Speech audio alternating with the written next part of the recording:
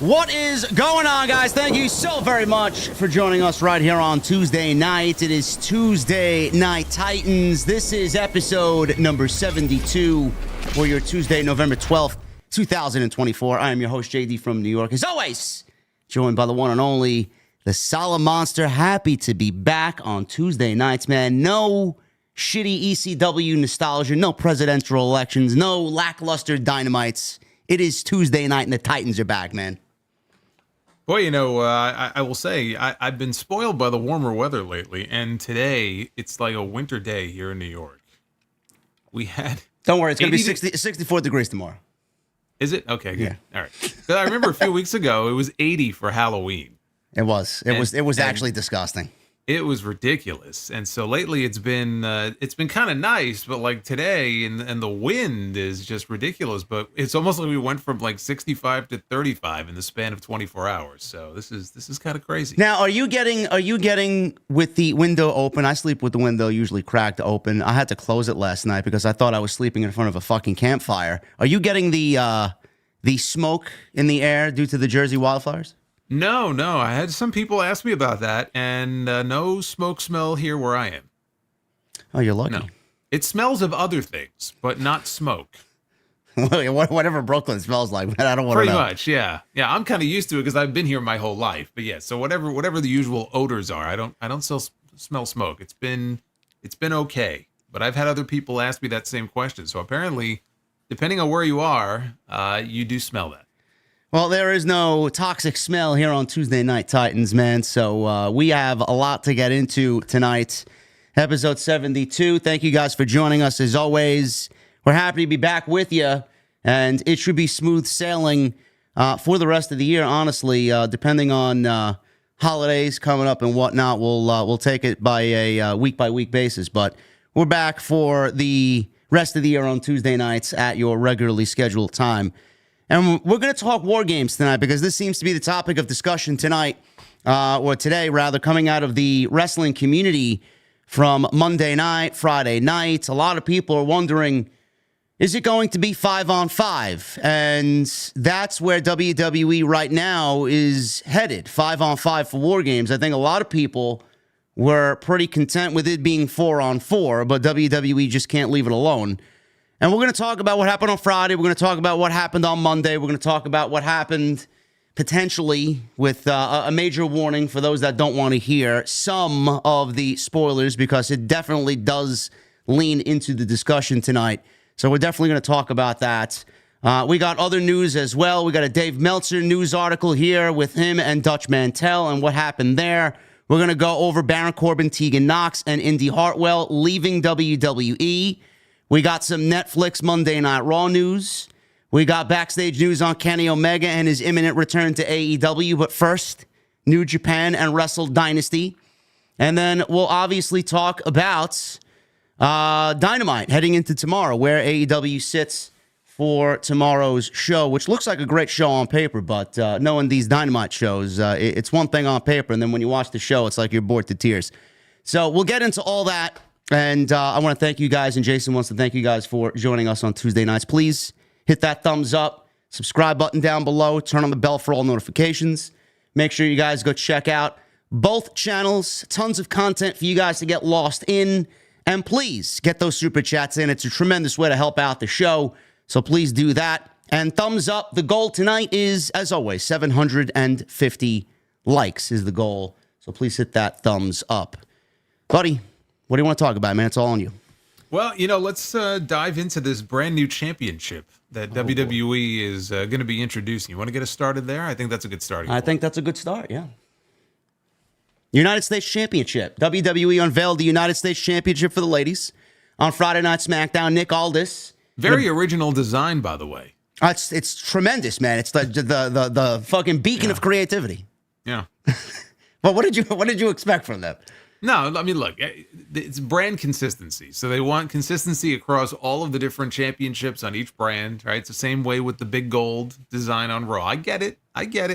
Doesn't mean that you can't put a little imagination into it if they wanted to, but they chose not to. You know, the sad thing is you go look up AI-generated images of women's WWE Intercontinental title. I think I posted one on Twitter yesterday. United States title. They look better than the actual titles we get on TV. Yeah. Some of them are actually very, very nice looking, but they go with the very basic design because they want everything to look uniform. But of course, uniform means boring. Yes, I tend to think that way as well.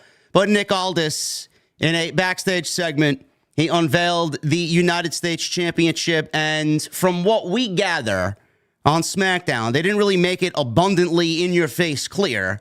It will be a championship that all women on the WWE main roster will be competing for.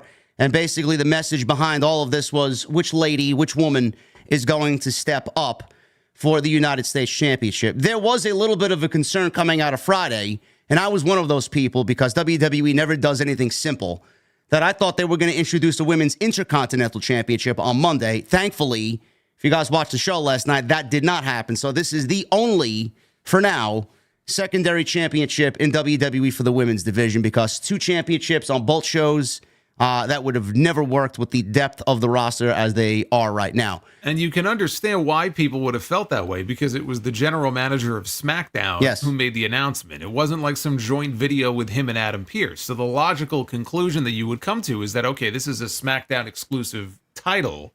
But then, as you mentioned, you had Michael Cole make without making it entirely clear, he had made a comment where he alluded to Raw and SmackDown talent. So it should be a championship that floats between brands. So I'm glad that is the case for sure. We don't know which direction WWE is going to go in as far as crowning a new champion. They have done their fair share of tournaments in the year. I'm always a big guy when it comes to tournaments. I know Jason loves a good tournament as well when it makes sense. A battle royal, WWE spins these little makeshift tournaments, these triple threat matches where one winner from a triple threat match fights the winner of another triple threat match, and they all get into a big fucking conglomeration of talent on one random show. Well, the idea that I had, I don't know how many people had the chance to listen to it, but my thought was to try to find a way to tie Survivor Series into this, because we are close to Survivor Series. We have a few weeks left to go.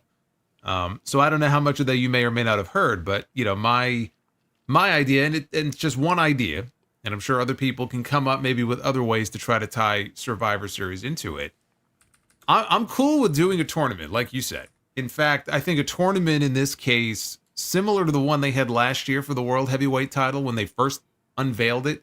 Remember we were talking about how it didn't make a whole lot of sense to have Raw talent and SmackDown talent in that tournament because it was a Raw brand title.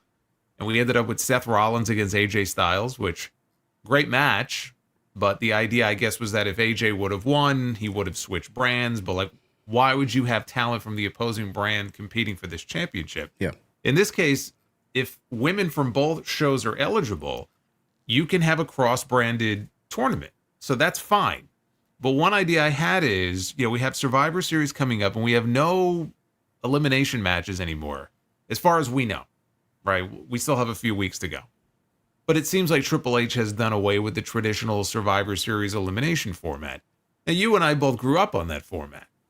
And I know that over the years, it sort of outgrew its welcome. It doesn't really have the same feeling it used to have. We get matches like that on television sometimes every week.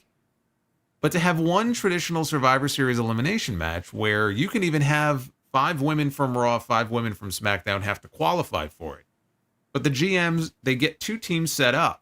And you have an elimination match at Survivor Series. And the winning team, it doesn't matter how many people are eliminated if you have one woman left as the sole survivor.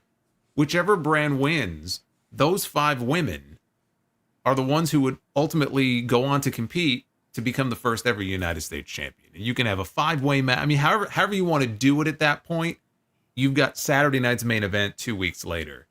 And you crown a new champion among those 5 women on that show. That was the idea that I came up with. That's actually not a bad idea. I remember, I don't know who exactly came up with it, but I also, years ago, when I figured out WWE should really kind of cohesively bleed these pay-per-views into something really special. One bleeds into the next, and they all have some sort of kind of connection. And I felt that way coming out of the Survivor Series, whether this is when they were doing brand versus brand warfare. If the Raw side or the SmackDown side won, what's on the line? Most of the time, those matches didn't have anything on the line. Brand supremacy, who gives a fuck about that? Man, nobody's fighting for brand supremacy, especially if there was a draft like 3 weeks before that. What the fuck are you fighting for? They had nothing on the line. It was it was bragging rights. It was pointless. And that's one of the things that I kind of laugh when I pitched the idea, because I said, coming from me of all people, because I have just completely grown tired of the whole brand supremacy concept, and I was happy Triple H got away from it. At least in this case, under this scenario, you have something tangible on the line. Yeah, I think that's a great way to go about it. Then I said, well, why don't the winning team members get a spot? Because TLC was still a pay-per-view at that point in December. All 5 men who win that Survivor Series match get into the TLC match and fight for the number 1 contendership for the WWE or World Heavyweight Championship. And then whoever wins that gets a championship match at the Royal Rumble. That's a nice connection between 3 pay-per-views right there. They give them some actual credibility and some meaning. If that happens and WWE actually does do this idea that Jason just pitched to you guys, I would love to see them do that. And Saturday Night's main event is just around the corner, 2 weeks after Survivor Series. The North American Championship was contested, in a 5 or 6-way ladder match for the NXT North American Championship, for the Women's Championship. I think a ladder match would fit best for this. I mean, just kind of take a page out of the NXT book and apply it to this. 5 or 6 women going after the United States Championship in a ladder match. They have to win the Survivor Series match to actually get into that ladder match. I think that's a great idea. Yeah, and again, you can have the 5 women on each team, because we still have a few weeks left to go. They can win qualifying matches. These are very coveted spots. Everyone's going to want to be a part of that match. And so it's not just, I represent Raw or I represent SmackDown. Like, you want to become the first ever to hold that championship. So you have to make sure you're on that team. And if your team wins, you're in. And so I like that idea. Now, that might be less likely given that, clearly they're building towards a women's WarGames match, which we'll talk about. But I always have a soft spot for the classic elimination matches. This would be a good way to utilize that concept. Yeah, we will definitely get into that discussion, too, because I know I mentioned it several times on my end, how there absolutely should be a traditional Survivor Series elimination match in 3 weeks at Survivor Series. Just one, yeah. Just one. So we will definitely get into that. But I like that idea. My question to you, Jason, is because this is something that really kind of was something I was thinking about. Does this mean, probably not, but does this mean that WWE is going to maybe lean on the women's tag team championships less? Are they going to make this one more of a priority in the women's division over the tag team championships? How do you see this taking precedent in the women's division? I don't necessarily think it's going to have an impact one way or the other. In a perfect world, you would have the mid-card, let's call them mid-card championships. Maybe you even end up having 2 at some point. But without the tag team titles, just because, again, I still don't feel like there's enough of a need or a division for it. The tag titles are not going to go away. So you just have to accept the fact that they're there. And hopefully over time, maybe they can strengthen the division and come up with more actual solid teams. The impact a title like this, as far as on the tag titles, I think is nil. I don't really see it having an impact one way or the other. So whether or not you are talking about them being featured more or less, I just think that'll be dictated by storyline reasons. Bianca and Jade are the tag team champions right now. Why? Because they're building to something long-term with Bianca and Jade. It's not even about the titles so much. I feel like the titles are being used as a tool to get us to where we are eventually going to go, probably at WrestleMania, between the two of them. It's a means to an end. So where there is a need for the tag team titles to be featured, they'll be featured. And when there's no real reason to feature them, they'll be pretty much on the back burner.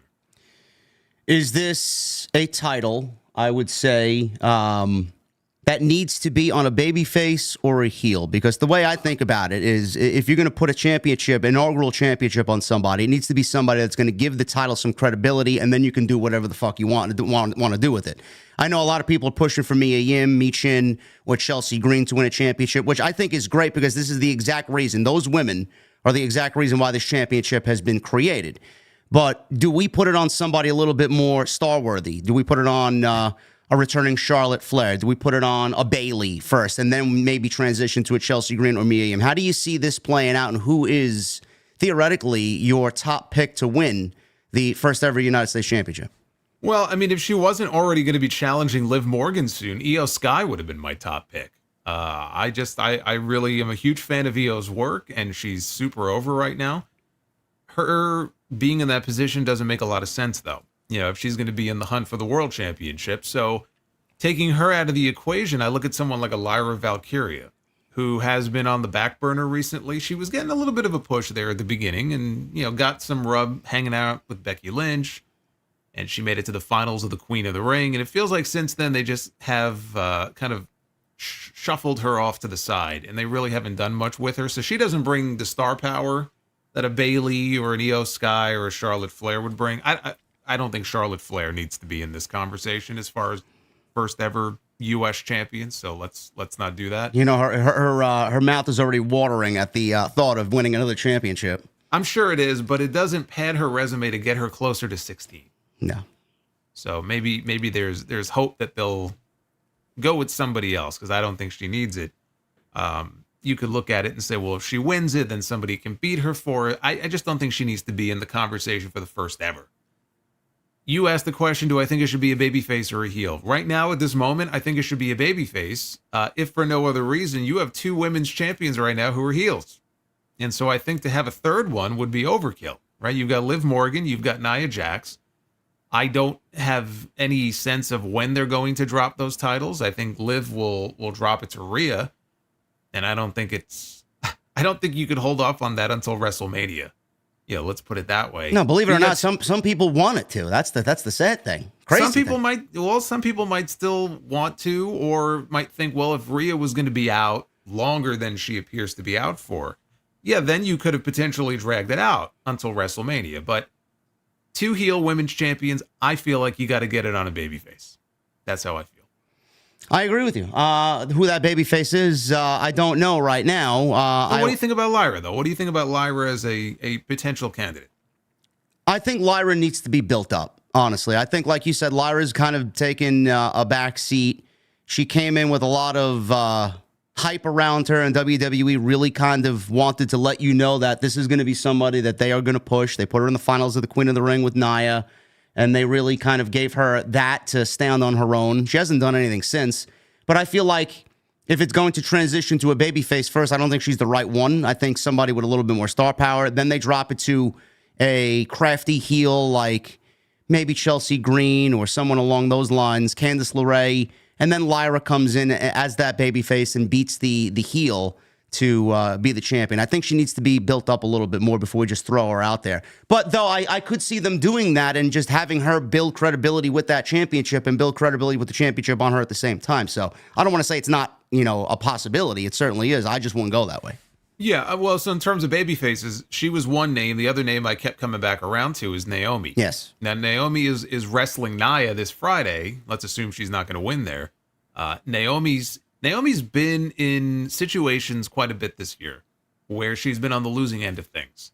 So I feel like someone like her would benefit, maybe by being the first and then giving her a little run there to do what she can do with that title. And like you said, maybe she gets beaten by a crafty heel, someone like a Candice or whoever it might be.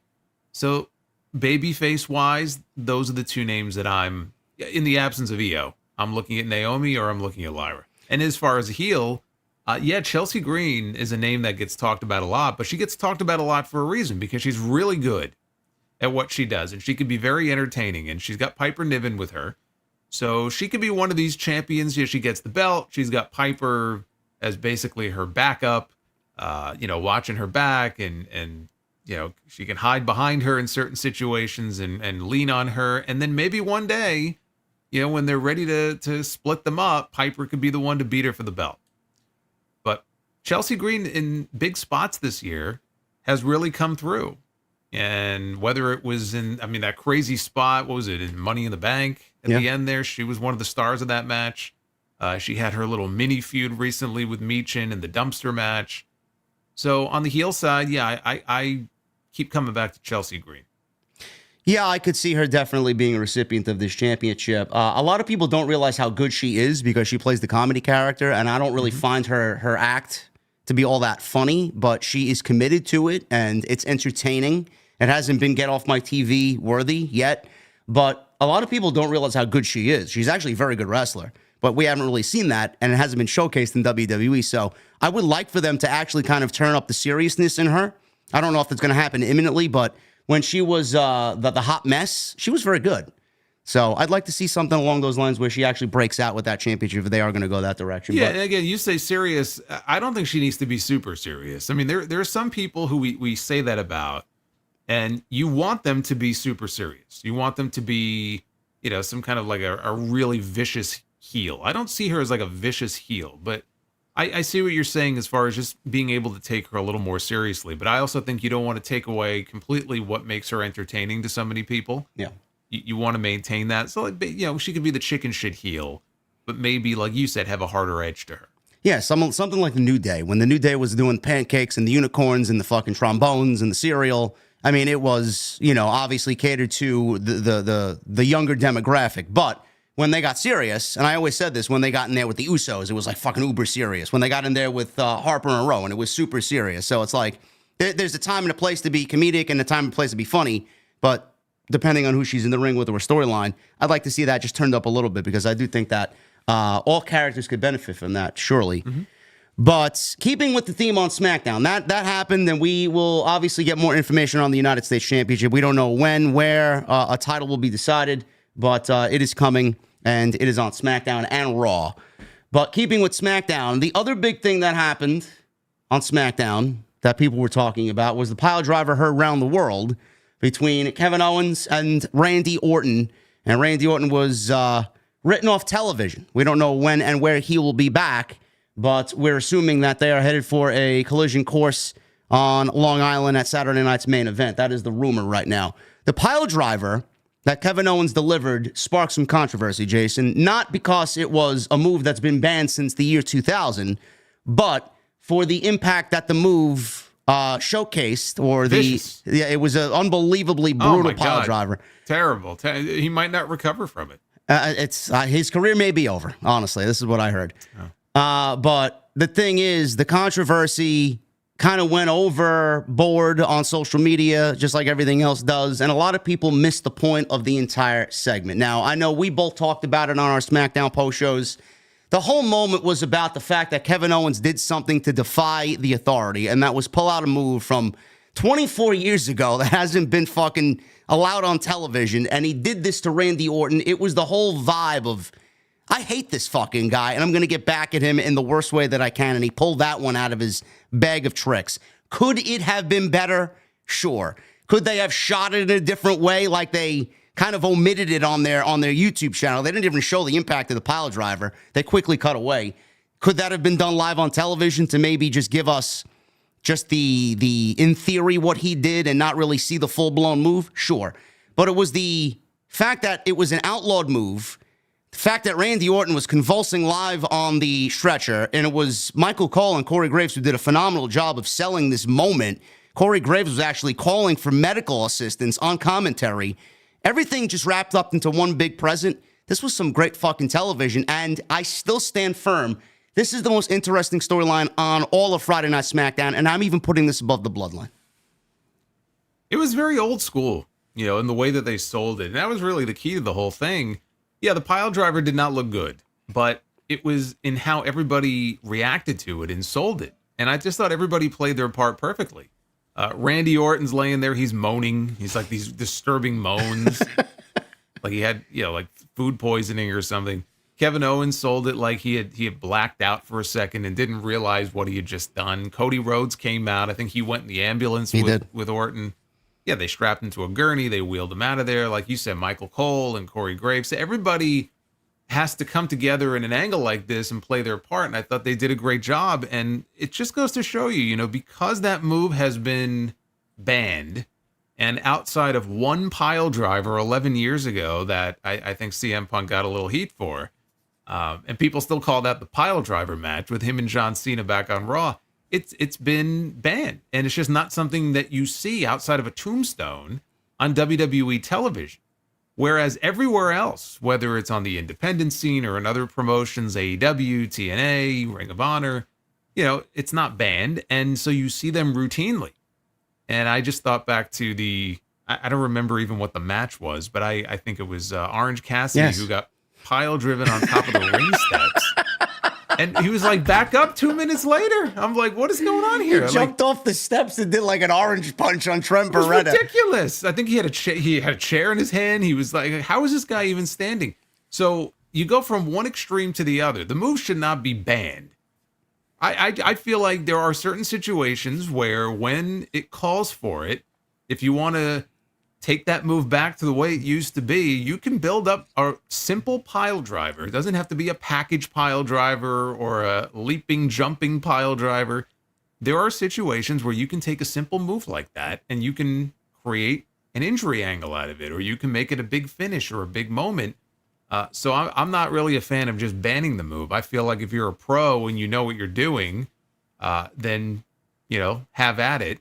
But at the same time, it's been so abused. And by the way, that includes WWE, because the thing I get a kick out of, whenever we see a destroyer, right, in WWE, because we see them in WWE, what is a destroyer? When you really break it down, what is a destroyer?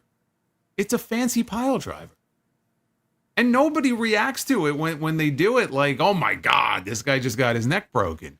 So even in WWE, they allow that move. And I laugh, because it's like, how is that much different than doing a pile driver? And we've seen it. We've seen it as of last. I think it was in one of the matches that Andrade and Carmella had in the Best of 7 series. I'm sure they pulled one out.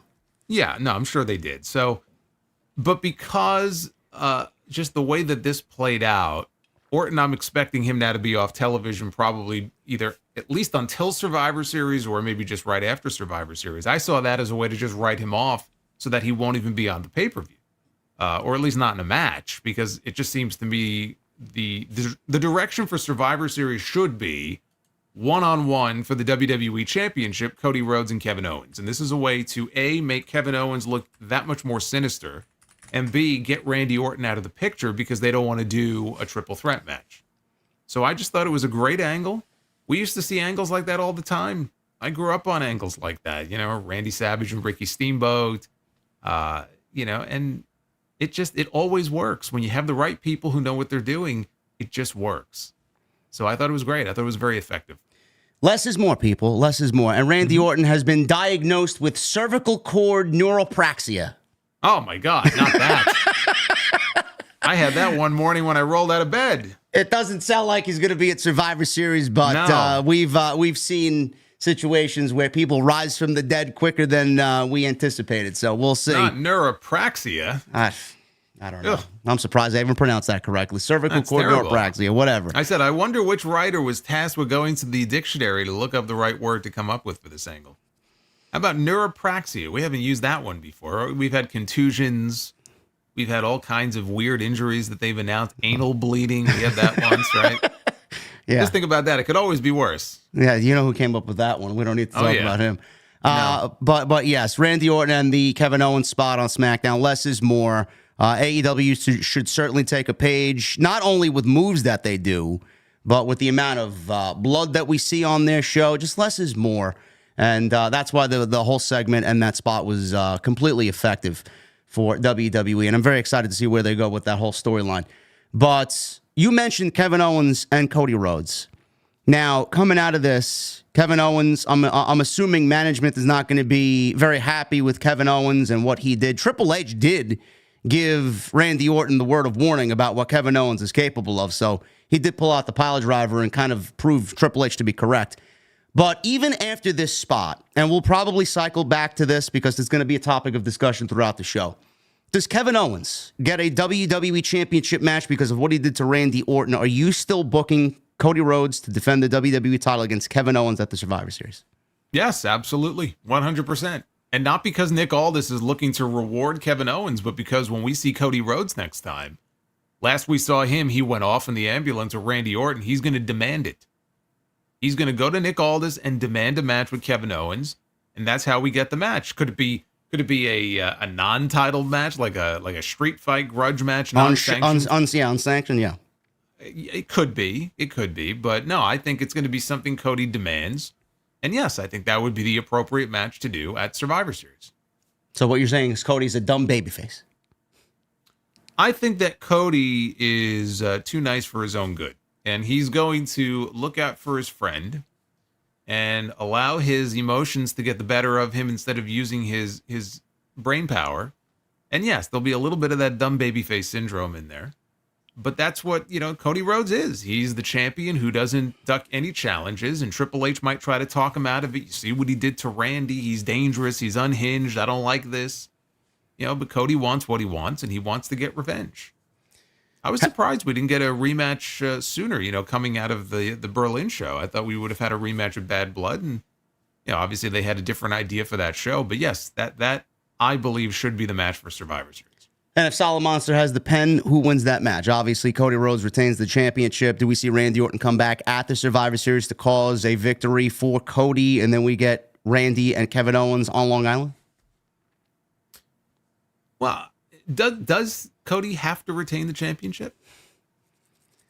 Are you alluding to Kevin Owens winning the WWE Championship? You just said if I give Solid Monster the pen, and here's the pen right here, the magic pen, you give me the pen to book, and you just sort of glossed over the possibility of Cody Rhodes losing the title. I know we have Rock looming in the background. We don't know what his status is going to be match-wise for WrestleMania, but you give me the pen, I'm giving some thought to the possibility of changing the title and putting it on Kevin Owens. Yeah, I think you consider it. That's interesting. That's it. So you would actually give very heavy thought to putting the title on Kevin Owens first before we even talk about Randy Orton. You would have Kevin Owens beat Cody Rhodes before Randy Orton does? I would give that some very serious consideration. Yes. Well, okay. Mm-hmm. Absolutely. There you go, folks. So it's going to be a very interesting road to Survivor Series and beyond. Anything can happen. I did say this is a very unpredictable feud. You don't know where they're going to go. You want to shake things up? I mean, look, Kevin Owens has been a champion once on the main roster. And all the years he's been on the 2015 is when he got called up, right? And he feuded with John Cena. And he held the Universal title once, which he was not even supposed to have. The only reason he even had that was because Finn Balor got hurt. And that's it. And he's doing some great work right now. He's got the credibility, I feel like, in the eyes of the fans. This new take on this character here where he's kind of unhinged and you don't know what he's going to do.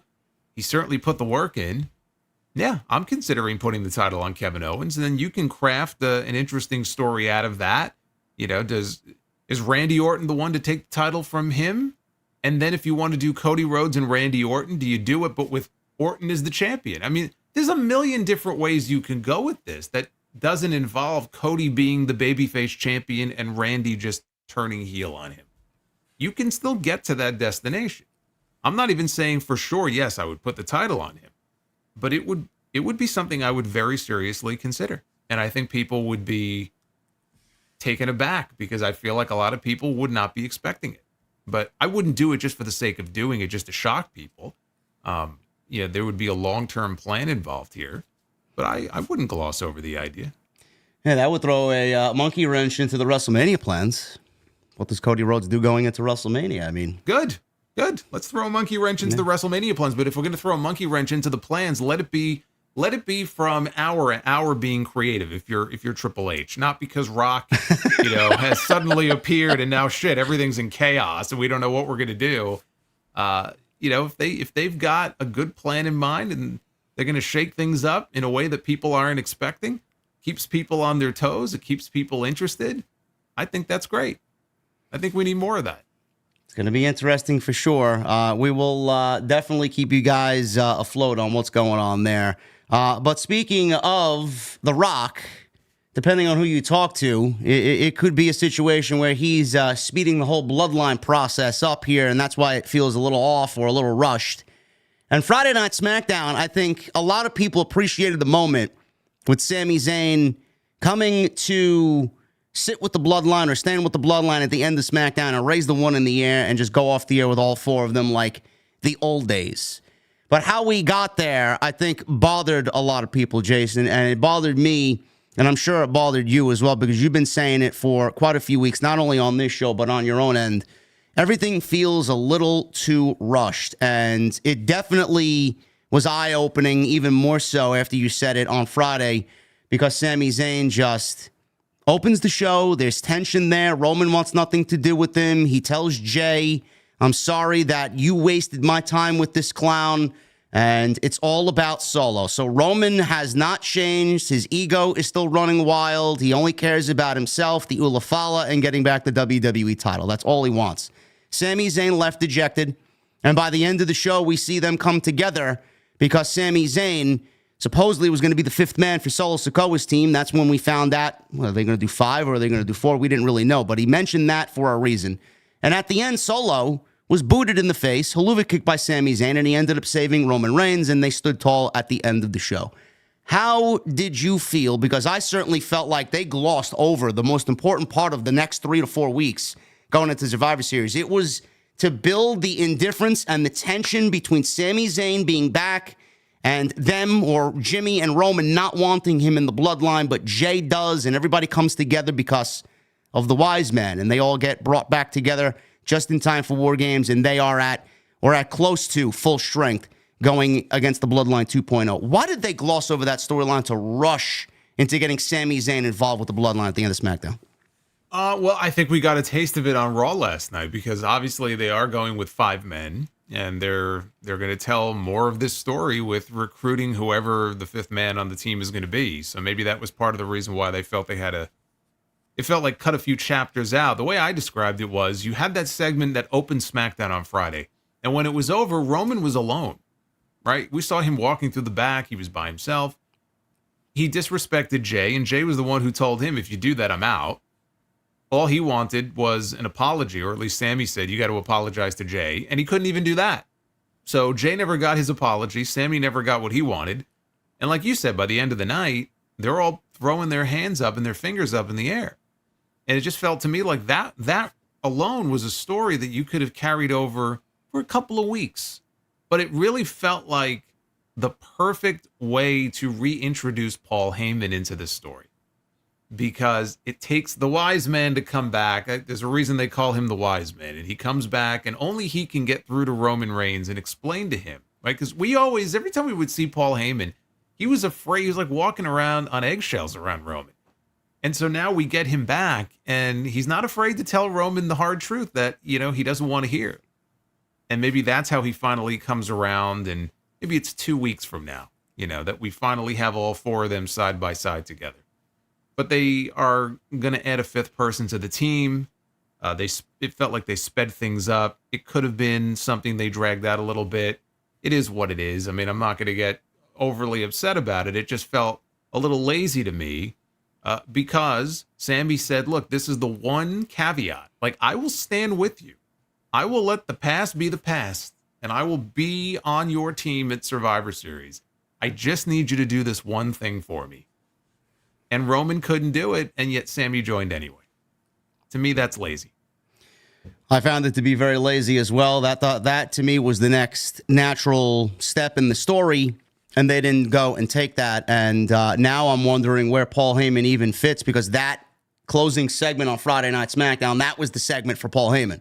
Now, if Paul Heyman comes back, it's going to certainly be less than. So Sami is now involved with the Bloodlines. Roman, Sami, Jimmy, and Jay, they have 4.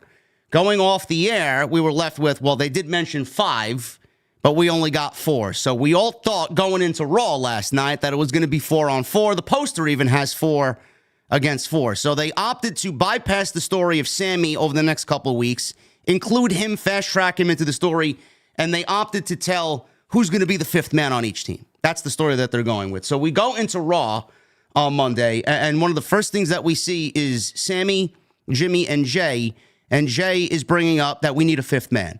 Sami says he's got somebody. He leaves. He goes to find who that 5th man's going to be. He's got someone on his mind. Come to find out that the first person that he goes to talk to is Seth Rollins.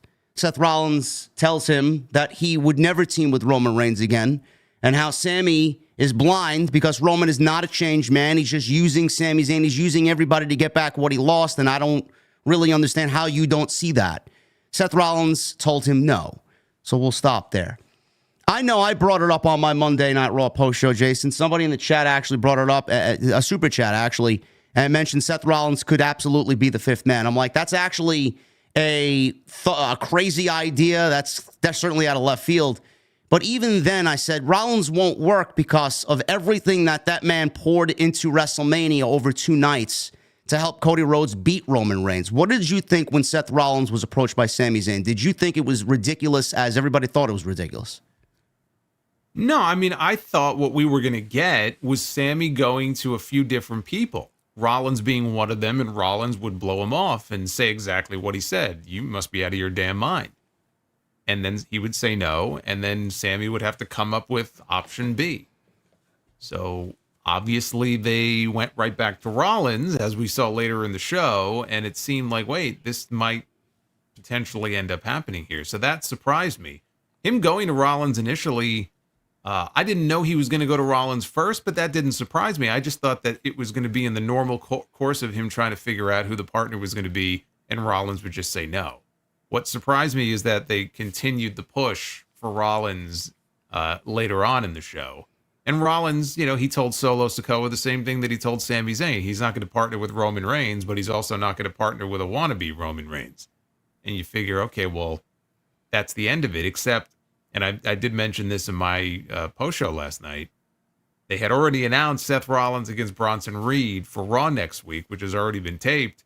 And I said, well, let's not count out Seth Rollins just yet, because we've seen the Bloodline show up on Raw and get involved in Jey Uso's match. They could very well do the same thing with Seth Rollins, and if that happens, I could definitely see Seth Rollins putting aside his issues with Roman, if it means, getting revenge on Solo and his crew, and it sounds like we could be headed in that direction. If we are headed in that direction, if you guys are feeling a little uncomfortable in the chat, we're going to try our very best to not leak any spoilers. We're just going to think theoretically here. If that is the direction that we're going, I know a lot of people are like, and I even posed the question of 4-on-4, 5-on-5. A lot of people are probably leaning that WWE should have kept it 4-on-4 for WarGames and kept it within the family, Sami being the honorary Uso there, not a part of the Bloodline, obviously.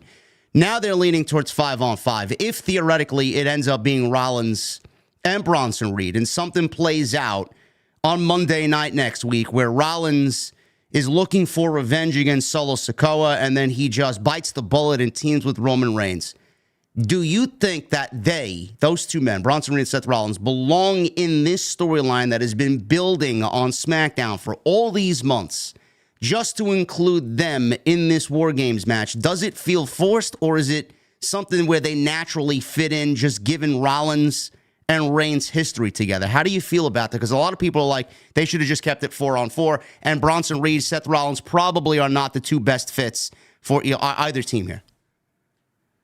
Okay, so there's a lot to unpack here, and I know that in the thumbnail and in the title, you asked the question: has Triple H botched WarGames? The answer is you can't say that he botched WarGames because we still don't know how this is going to play out, and I'm willing to wait and see, because when all is said and done, it could set up some interesting directions that take us into the beginning of next year. It could set up a direction that you and I are not thinking of that could tie into WrestleMania in some way. So we don't know. We know there's a lot of history involved here with not just Sami and Roman, but Rollins and Roman even more so. Do I think that it should be 5-on-5? No. You mentioned the poster, right? The poster is already out. The poster shows 4 Bloodline members on one side, 4 Bloodline members on the other. The story here is about the family, with Sami being kind of an honorary part of the family. Anybody else that you add on here, even if in the end it ends up being a situation where it's like, oh, this turned out to be really interesting, the fact is anybody is going to feel tacked on here. You don't need 10 people in this match. 4-on-4, 8 men, that's really all you need. So if it were up to me, I would have kept it 4-on-4 and just built drama around, can Roman and the other members get along in these next few weeks? until we get to WarGames, because we still have a few weeks left of television, and I don't think that means that Roman and Sammy and them are going to be singing Kumbaya around the campfire these next 2 weeks. I'm sure there's going to be some drama playing out. Adding Rollins and Reed, the one thing, if it works out that way, we don't know. Again, they could insert segments into the show and post next week that we don't know about. Okay, so let's just leave it at that. If Rollins and Reed get added, the one thing I do like, I will say, I've been a huge fan of Bronson Reed these last few months and what they've done with him. He has not gotten a lot of time on the PLEs. If Bronson Reed ends up with a spot in the men's WarGames match, which I'm sure is going to headline the show, that's a huge spot for him to be in. And I would be really happy for him, because I feel like that's a spot that he's earned. And I think a lot of people have been giving him his flowers and talking about him. So you could disagree with the idea of adding people to this, but I also feel like you have to take a step back and say, you know what, if it works out this way, good for Bronson Reed if he ends up in that spot. So I just have to say that, because that part of it would make me happy for him. Rollins and Roman, I don't think they're building to a match between them, so I'm not sure what the point would be. You could play off their history. I don't get the sense there's a match brewing between them. But we've had Survivor Series elimination matches in the past where people are forced to team together who don't like each other. So it could turn out to be interesting. It could add some more drama to the match. That's why I said we can't sit here and say it's botched, because we still don't know how this is going to play out yet. I just feel like it's unnecessary. And you already had your core 8 guys. And so if they're going to add more people onto this, I hope they have a really good reason for doing so. And that is just something we don't have an answer to. We have to let it play out. I thought, look, if you're going to add 2 more people, Cody and KO make more sense than anybody else. That was my initial thought, too. Those were the 2 guys at the top of my list for this match. Because obviously Cody Rhodes was teaming with Roman Reigns at Bad Blood. Roman said it's just a one-off, but they teamed together last month. Cody has obviously been, he's been dealing with the Bloodline.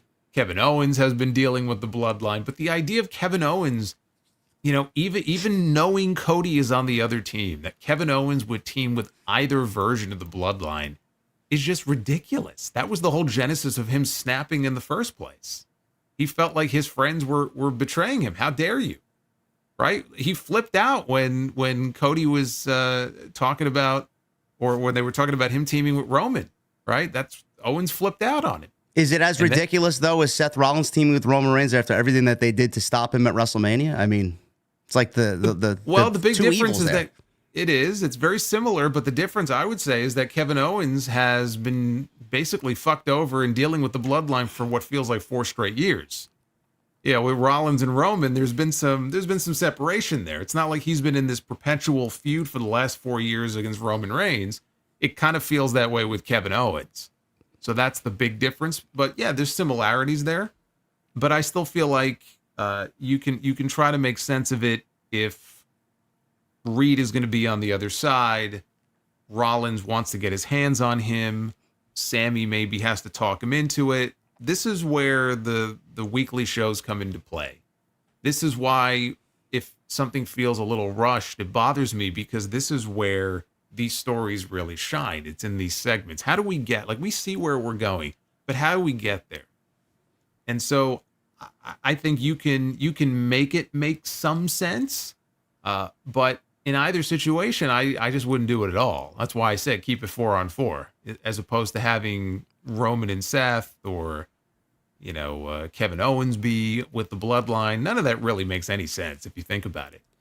But I just feel like Owens, of all people, I cannot imagine a scenario where it would make any sense at all to have him being friendly with either version of the Bloodline. Just, this man has been fucked over so many times, it would just stretch the bounds of believability to me.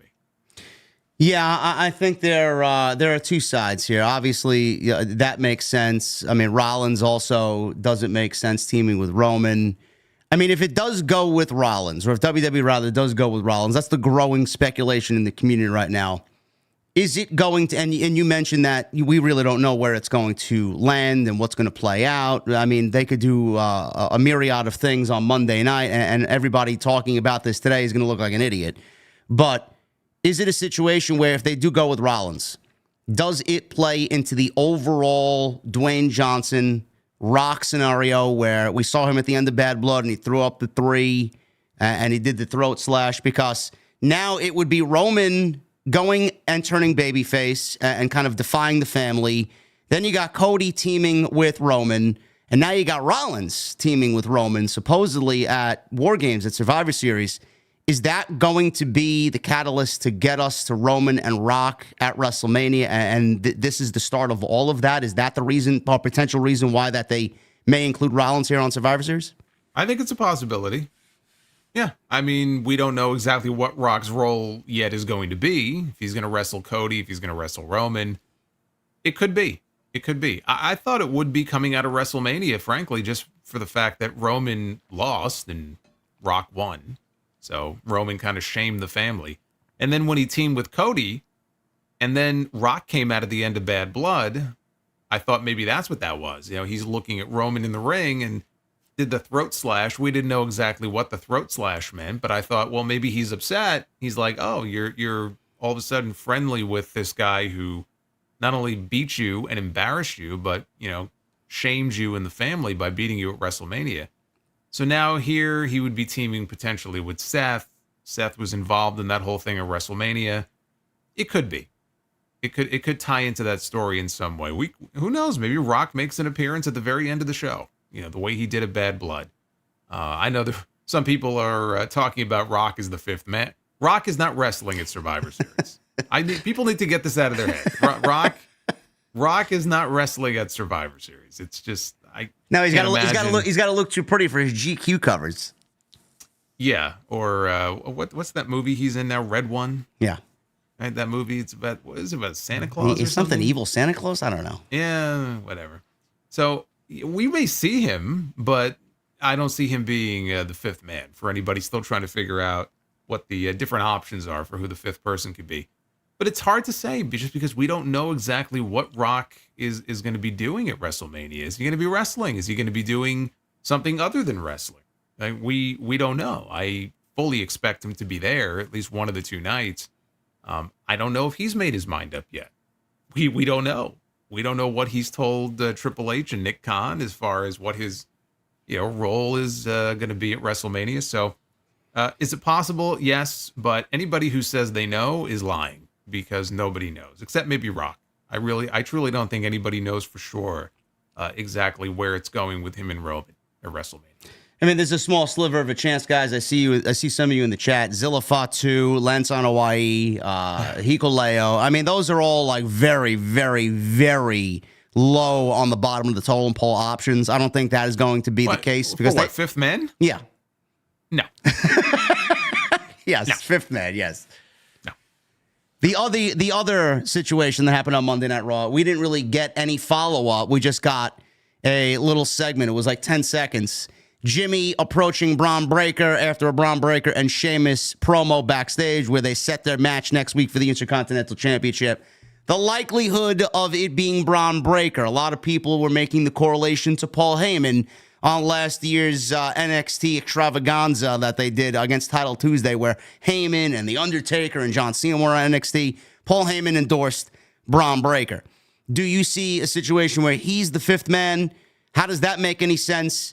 And would it be something that they just took from the Jacob Fatu and Braun Breaker face-off, and they want to kind of build on that, potentially going into WrestleMania? Do you think that's an option there for Braun Breaker? I don't. Okay. No, I don't. And also, you may have missed it, but there was a very brief segment. It wasn't focused on. It was when Bronson Reed was walking in the backstage area, but they showed Jey Uso having a conversation with Rey Mysterio. And it looked like maybe he was trying to court Rey. We couldn't hear what they were saying, obviously, but it looked like maybe he was making the pitch for Rey to be on their team, which, I mean, would be ridiculous. I mean, consider some of the people on the roster. Why the fuck would you want Rey Mysterio to be your partner when you have, guys that are twice his size? But yeah, again, that's why when I saw Sammy go to Rollins initially, I just thought we're going to get a series of these. And each of them is going to go to a different person, and then ultimately, I thought it would be Cody Rhodes. Maybe it will be. And we don't know. We'll see what happens when the shows play out over the next couple of weeks. But Braun Breaker being involved, no, I didn't put much stock into that. I think it's just to get people talking and get you wondering, about who it's going to be, which is smart. If you're going to add a fifth person, at least build some intrigue around it. Yeah. But I don't see much of a possibility of that. Intrigue is not what I would put on the ladies' side of things for WarGames going into Survivor Series. Oh, I'm intrigued. No. I'm intrigued by the thought process behind this. How they all came to be and what they're... I'm intrigued. I'm intrigued by what the fuck they're doing. I'm not necessarily intrigued by what I saw at the end of the show. Well, regardless, we got Jade Cargill and Bianca Belair successfully defending the tag team championships last night against Liv Morgan and Raquel Rodriguez. Most of the match took place in the commercial break, and it was all about the closing segment of the show where we saw Jade Cargill, Bianca Belair, who was there? Io Sky and Naomi all standing tall at the end of the show. And everybody now is thinking, well, this is exactly what WWE is going to do for the women's WarGames situation. The opposite side, the opposite team is Nia Jax, Tiffany Stratton. Who else was out there? Liv Morgan and Raquel Rodriguez. So that's the four against the babyfaces four. The only ones that we're missing here, clearly, are, I would say, Candice LeRae, who's been involved with Nia Jax and Tiffany Stratton as of late in the last couple of weeks. And then, obviously, the biggest piece of the puzzle is Rhea Ripley, which, if you guys were in and around the community, may have sniffed out that she may be back imminently. That's all I will say. If that is the case, Jason, and I ranted on this last night, and I said this to you on this show a couple of weeks ago, and you told me, well, they're going to do it. It doesn't really matter what you want. They're going to do it. I don't think that we need a women's WarGames match. And I said, what's wrong with a traditional 5-on-5 Survivor Series match where it actually has some meaning behind it and maybe it leads to potential Rhea inclusion in that match. And if her team wins, she gets a shot at Liv Morgan somewhere down the line, blah, blah, blah. How do you feel about this potentially being the WarGames match? And is it something that ruins the whole concept of the match? Because the way that it came off to me was very lazy, haphazardly done. And I feel like they're just doing it for the sake of doing it because the men are getting a WarGames match and the women have to have one too. How did it feel to you? And is it necessary for these 10 women to potentially be inside a WarGames match? Let me back up a little bit here. So your idea, your thought, was that maybe they would do a traditional Survivor Series elimination match captained by Rhea, but with potentially a stipulation that if Rhea wins or Rhea's team wins, that she would get another shot at Liv Morgan.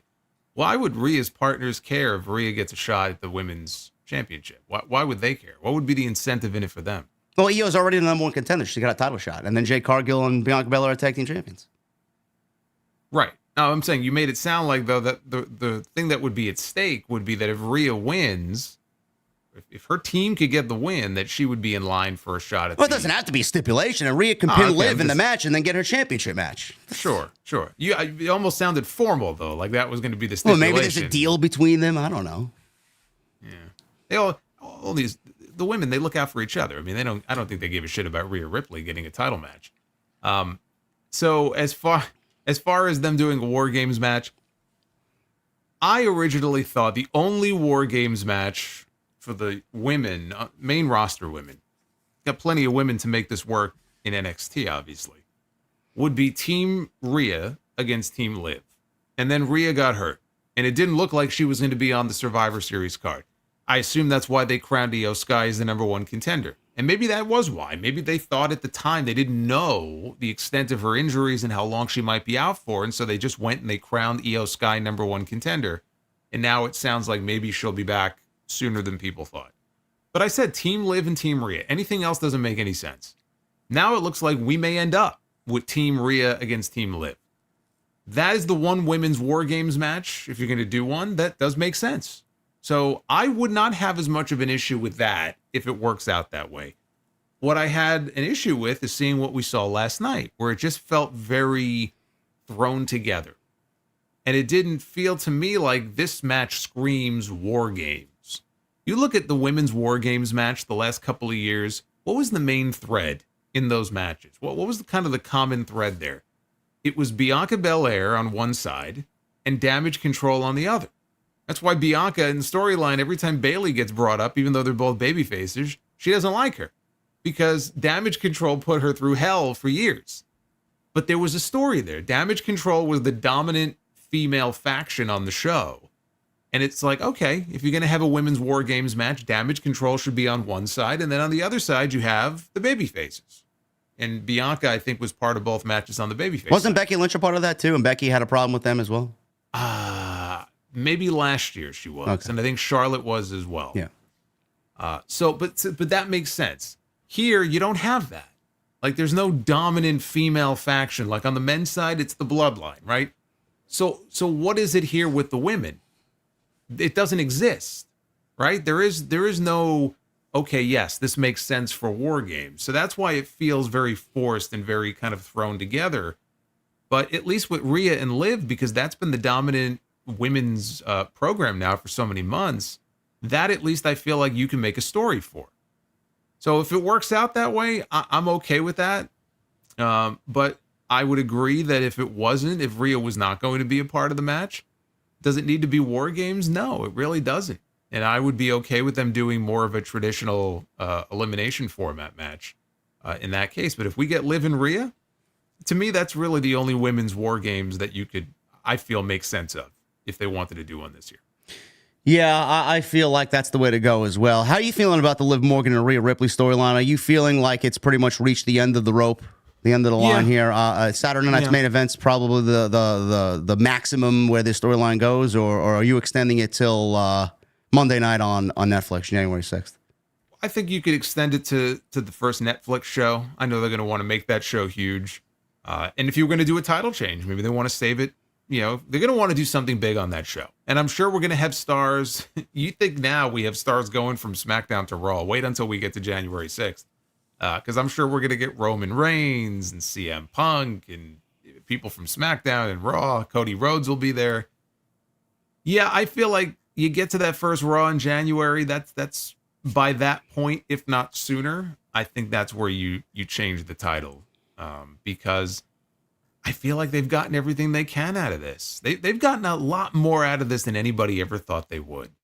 And a lot of that had to do with Rhea getting hurt. She was gone for 3 months. It was the best thing that could have happened to Liv Morgan. I'm not saying she's happy that Rhea got injured, but look at what it did for her career. Do you think that Liv Morgan would be in the spot she's in right now if Rhea didn't get hurt? Absolutely not. No. So she's taken the ball and she's run with it. Everything they've given her, I think she's done a tremendous job with it. Not that she's gone out there and had so many memorable matches. It's not about the matches that she's had. Look at the character work and the character development that we've seen with her over the period of really most of this year. So she's benefited greatly from it, but you just get to a point where, okay, you've squeezed everything you can out of this, and it's time to move on to the next. And it feels to me like we're pretty much, I would say, a good month and a half or so away from that. Tiffany Stratton obviously still has that briefcase. If Nia and Tiffany are on the same team in this War Games match, I know we've said it for the last 3 months and nothing has happened. Is Survivor Series the night that she cashes in after a match like that? The sooner the better. Yes, I agree. Maybe she could do it this Friday. I wish. Survivor Series would be a bigger stage for it. Yeah, I think Survivor Series would be a good time for it. How many times can you do the same basic tease over and over again? How many times have we had teases now with her that basically play out the exact same way? I mean, we're going to get another 6 months of this? I hope not. It's not interesting. It's one thing if they could find a way to keep it interesting, but I'm past the point of this being interesting anymore. So yeah, Survivor Series, let's do it. I'm ready for it. I've been ready for it now for weeks.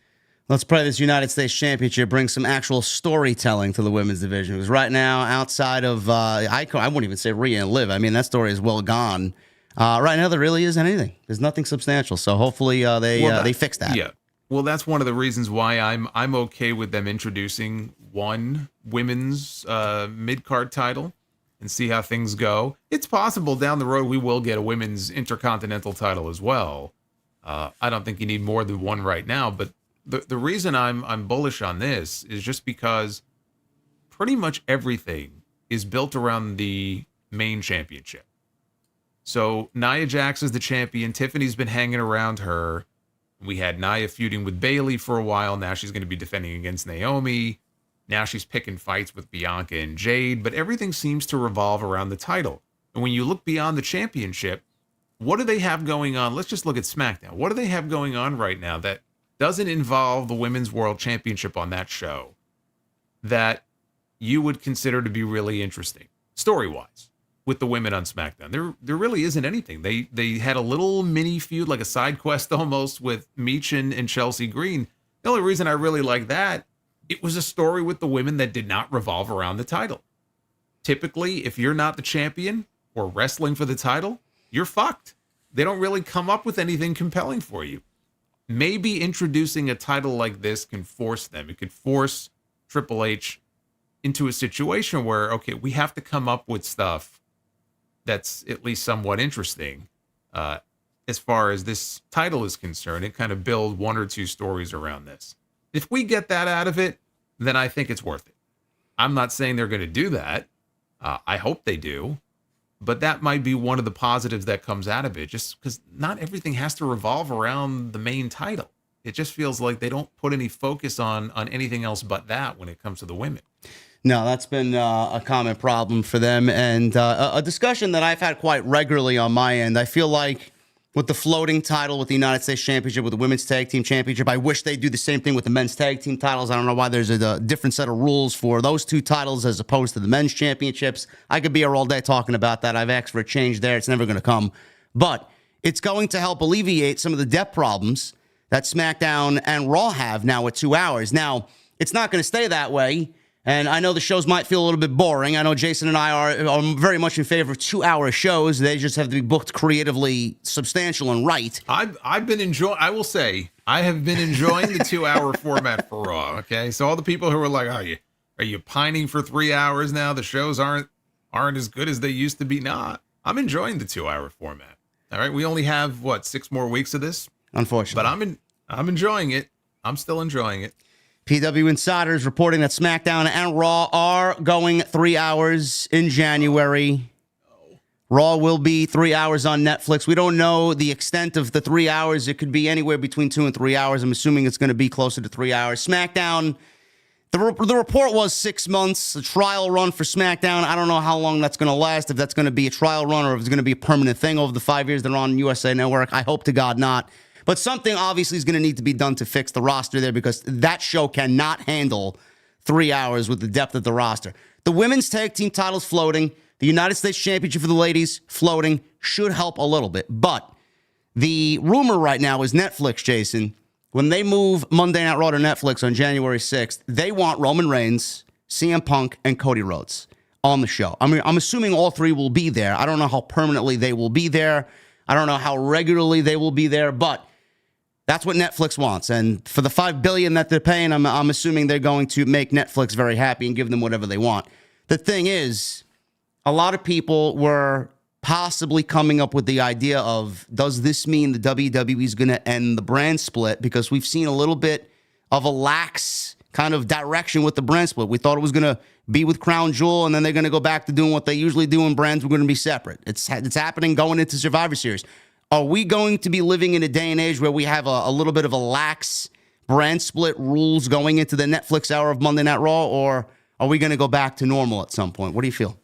No, I feel like they're not going to get rid of the brand split. I don't see them junking it and just going back to the way things were pre-split. But I do think that they will be more lax, and whatever their needs are from week to week, if they feel like, okay, we need some big names on the show this week, or Netflix wants, so-and-so to be there. Like you said, it's a $5 billion deal. It's a huge deal for WWE and for Netflix. So they're going to want to make sure that they keep each other happy, and they're going to want to make sure that they are delivering on whatever it is that they feel they need to deliver. It's hard to say, like, numbers-wise, because it's going to be a whole different ball of wax once they go to Netflix. We're not going to be talking about Raw ratings in the traditional way that we're used to for all these years. Yeah. No, I'm looking forward to that, too.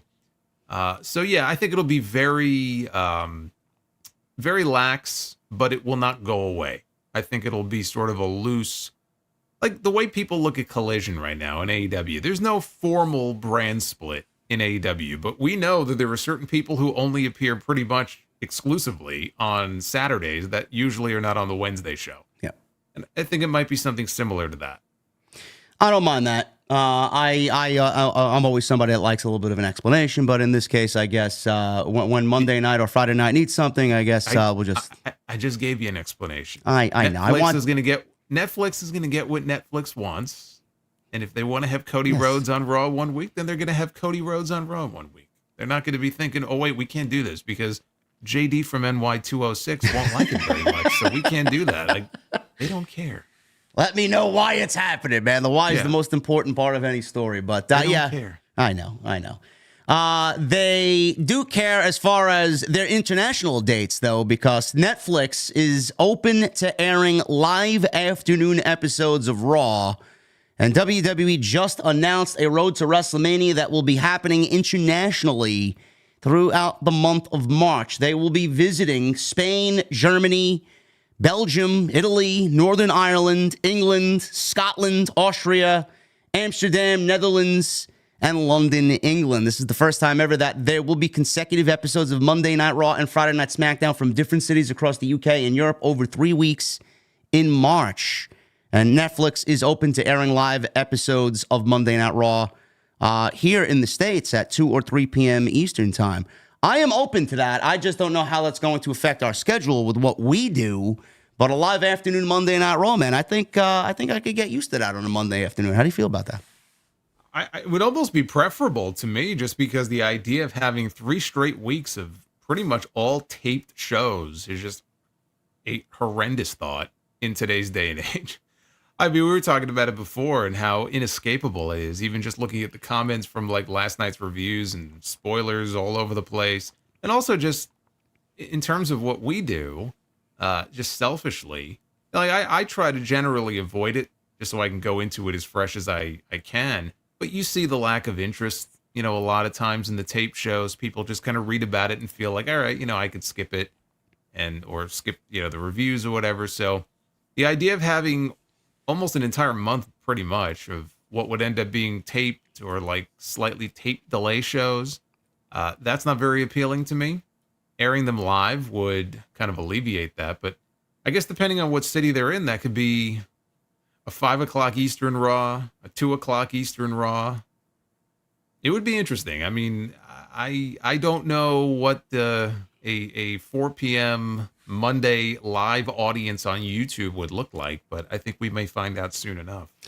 It's going to be interesting how we handle our shit, but I could get used to it for sure. And definitely most important thing, like you mentioned, it would eliminate the spoiler aspect. I know for what we do, it sucks. I hate tape shows. They just overly feel just so manufactured and so produced. It doesn't even feel like I don't even get the interest there that I want to watch it. There's no excitement. There's piped in noise, crowd noise. Plus, you got some of the creators in the space, which I'm not really a big fan of that type of content. I've seen a bunch of them complaining today that they may actually step away from doing live reactions to shows like that because everybody fucking spoils it for them and they can't make content. So I feel for them in that way because we feel that too, because when it's taped, like you said, nobody wants to be in our streams. Nobody gives a shit. They'd rather read it instead of watch what we are watching live together.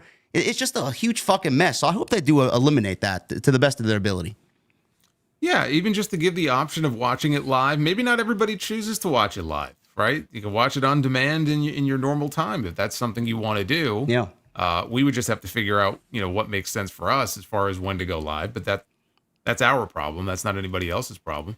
But look, it's a very ambitious tour. It's been a long time since they've been on a European tour like this, and it makes all the sense in the world because their business right now is booming, especially internationally. And they're not going to struggle to sell tickets to these shows. No.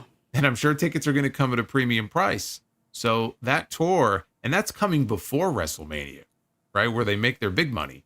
But they're going to clean up nicely in the month of March next year. So even though we're going to get less live events in 2025, we've heard that from TKO, doing more international shows, I expect even more than maybe they've ever done before in a calendar year is what I think we may end up having in 2025. And as far as their business goes, the question is, why not? If you're WWE, why wouldn't you want to get out to these international places more often? Well, they broke their own record how many times in a row last year internationally? So I'm And assuming they're going to break it again, and they're going to break it again next year multiple times, and they're not going to be shy about telling us. No, they hear the cha-ching all the way from where they're sitting right now, cozy in November. But yes, internationally, it all starts with the Elimination Chamber. That is now announced for Toronto, Canada, at what used to be the Sky Dome, where the Toronto Blue Jays play. That is emanating on March 1st, 2025, Saturday. That is going to be a huge show. Rogers Center in Toronto is getting the Elimination Chamber. And Triple H put out a quote saying, "Canada is an amazing place to host our biggest premium live events with its passionate fans and rich history that spans decades. On the heels of a record-breaking Money in the Bank this past July, we're excited to return to Toronto for an even larger event in 2025. WWE is very strategic with these placements of their PLEs, the way that they announce them, what city gets them. Usually something kind of correlates creatively a little bit with where they're going and what city they're going to be emanating from. So it's going to be interesting. But all we know is Toronto's a great city. I've never been. I'd love to go. And it's going to be a fucking hot crowd in Toronto. So I'm very much looking forward to that show. Yeah, no, I've been to Toronto. I've been to the Sky Dome before, and Toronto is a very nice city. This is I want to say coming up, going to be the 4th year in a row that they've had an international location for this pay-per-view. It was Saudi Arabia a few years ago, and then it was Montreal. Last year, or this year, was Perth. And then we have next year in Toronto. So that's 4 years in a row. It's like Backlash. Backlash, right, was in Lyon, France. And then certain people fell for the idea that Backlash was going to be coming to Tokyo next year. Did you hear about this? Yes. Backlash 2025 emanating from the Tokyo Dome, man. 7 stars. Amazing. Who was it? What was that? I love the way you pronounced it, man. I love the way you said it. What account was it that he fell for? Well, here's the thing. So for those of you who don't know, we will sometimes talk about news that is broken by WrestleVotes, and WrestleVotes has proven more often than not to be reliable and has good information. Shout out to WrestleVotes, by the way. Shout out to WrestleVotes. Dave Meltzer. God bless Dave Meltzer. Dave Meltzer comes across a tweet from an account that is masquerading as WrestleVotes, but it's called WrestleVotes. I said I sound like fucking Elmer Fudd when I say that out loud. WrestleVotes posted a phony logo, a fan-made logo that said Backlash Japan. And I think actually on the very bottom of it, it had an image or an emblem for an arena. I forgot the name of the arena in Japan, but it wasn't the Tokyo Dome. But yet he clearly saw this, and he decides to go on his Twitter. And he just tweets. He doesn't even link back or credit where he saw this. It's almost like he's breaking the story. Backlash 2025 is coming to the Tokyo Dome. And everybody is like, what? That's crazy, right? That's insane. Now you can believe it because WWE, again, where they're running all these international venues, they were in France this year. So sure, maybe they'll go to Japan next year. But boy, that's crazy. So that was, I want to say that was almost 2:00 in the afternoon that he tweets this. 9 minutes later, he posts a follow-up tweet saying, apparently, that may have been fake. The tweet may have been fake. The tweet. What tweet? He didn't link to it. He didn't quote tweet it. What tweet? His tweet. Tweet. Apparently, it was a fake. A few minutes after that, he has confirmed with WWE that the Backlash of the Tokyo Dome stuff was fake. It's like, in the span of 11 minutes or whatever it was like the tale of 3 different Dave Meltzers, from where he seemingly broke the news himself and then revealed that the news he seemingly broke, if only you follow him and not WrestleVotes, you would think that Dave is the one who broke it. Now he's basically saying, oh, no, ignore that because that was fake. Imagine you're somebody who has no idea what WrestleVotes is, right? I keep saying WrestleVotes. I want to crack up laughing. Imagine that you only follow Dave, right? He's got 300,000 plus people following him on Twitter. You wake up, you see Backlash is coming to the Tokyo Dome. Oh my God, this is amazing. Dave he's gonna go crazy. He's gonna give every match fucking 17 stars now on this show. And then he posts that. And you're like, what is he talking about? Like, he never even credited the original source, which is a whole other story. But he got burned. It's embarrassing, but he got burned. Not the first time that's happened this year. And that wasn't even the only incident involving Meltzer last week. There were 3 different incidents. That was only the first one. I'm just so miffed by the fact that he fell for Wessel votes. Wessel votes. Oh man, amazing. Is he suffering from the same thing Vince McMahon is suffering from, man? What is he? Our early onset Alzheimer's? What does he got? What's going on there, Dave? The basic tenet of journalism is that you have to verify. You have to verify this. But again, it goes to like something that happened earlier this year, and I didn't think it could get much worse than this. I mean, there's been so many different examples that we could talk about. I mean, the whole Shibata, his brain got taken out of his head. I mean, I've mentioned that before. Jesus Christ. Well, like earlier this year, remember the WrestleMania press conference event in Las Vegas? Yeah. And then we had the little stare down backstage with Rock and Triple H. And I'll never forget, like, you know, looking at the Observer, and he's talking about in the Observer how they're teasing a match, seemingly, between Rock and Triple H, and he can't understand it because Triple H had the heart condition, and are they really going to allow him to wrestle? But there was a segment where the two of them had a face-to-face confrontation in the back at SmackDown. I'm like, what? I don't remember that. The only face-to-face confrontation they had at SmackDown was like 10 years ago on one of those anniversary shows. Sure enough, he saw that segment. I don't know if somebody tweeted it to him. I would imagine somebody sent it to him. He thought it was current. It happened in 2014. You could see in the background on the wall was an advertisement for WWE. I think it was 2K15. How do you not like put 2 and 2 together here? But he just kind of goes with it. He sees something and he runs with it instead of verifying it, which just blows my mind. So the idea that something like that would happen, it's kind of par for the course for him this year. But then we get into the rating stuff. So maybe you want to bring that up now. The NXT and AEW ratings stuff. The NXT and AEW ratings, I mean, it caused the shitstorm on social media, and NXT moved to Wednesday night, which is not their normal night. It's Tuesday night that they air. AEW owns Wednesday night, and they moved to Wednesday, did NXT, because of the presidential debate. Same reason why Jason and I canceled TNT last week, because we didn't want to go up against something that nobody was going to watch. The election, everybody was going to keep eyes on the election. So NXT beats Dynamite in the rating, 619,000 to 523,000, which AEW drew on their own night. It's an embarrassing rating, and it's sad. So Dave Meltzer went on to say, I don't have it in front of me. I know Jason talked about it. Meltzer went on to say and give excuses about why NXT really didn't win the ratings. That AEW won the ratings, and he mentioned something along the lines of if he worked at TBS. So I don't have it in front of me, but well, basically what it was he was responding to somebody on Twitter, because he does this a lot. And I don't even know why he bothers getting into this discourse back and forth about the ratings and stuff, but he was quote tweeting and responding to somebody. And he said, if I were TBS, or if I worked for TBS, I would be saying that AEW won. And then he goes into this whole thing about, I've seen copies of internal things. And again, I'm like, are we really doing this again? Because do you remember a few months ago, there was a spreadsheet, an Excel spreadsheet that was going around, and it had a bunch of numbers and figures in it that kind of gave a sense of what AEW programming would be worth. Yes, it was in the Fightful Discord, yes. It was in the Fightful, that's where it originated, yes. I believe. It originated in a Discord, and it was fan-made.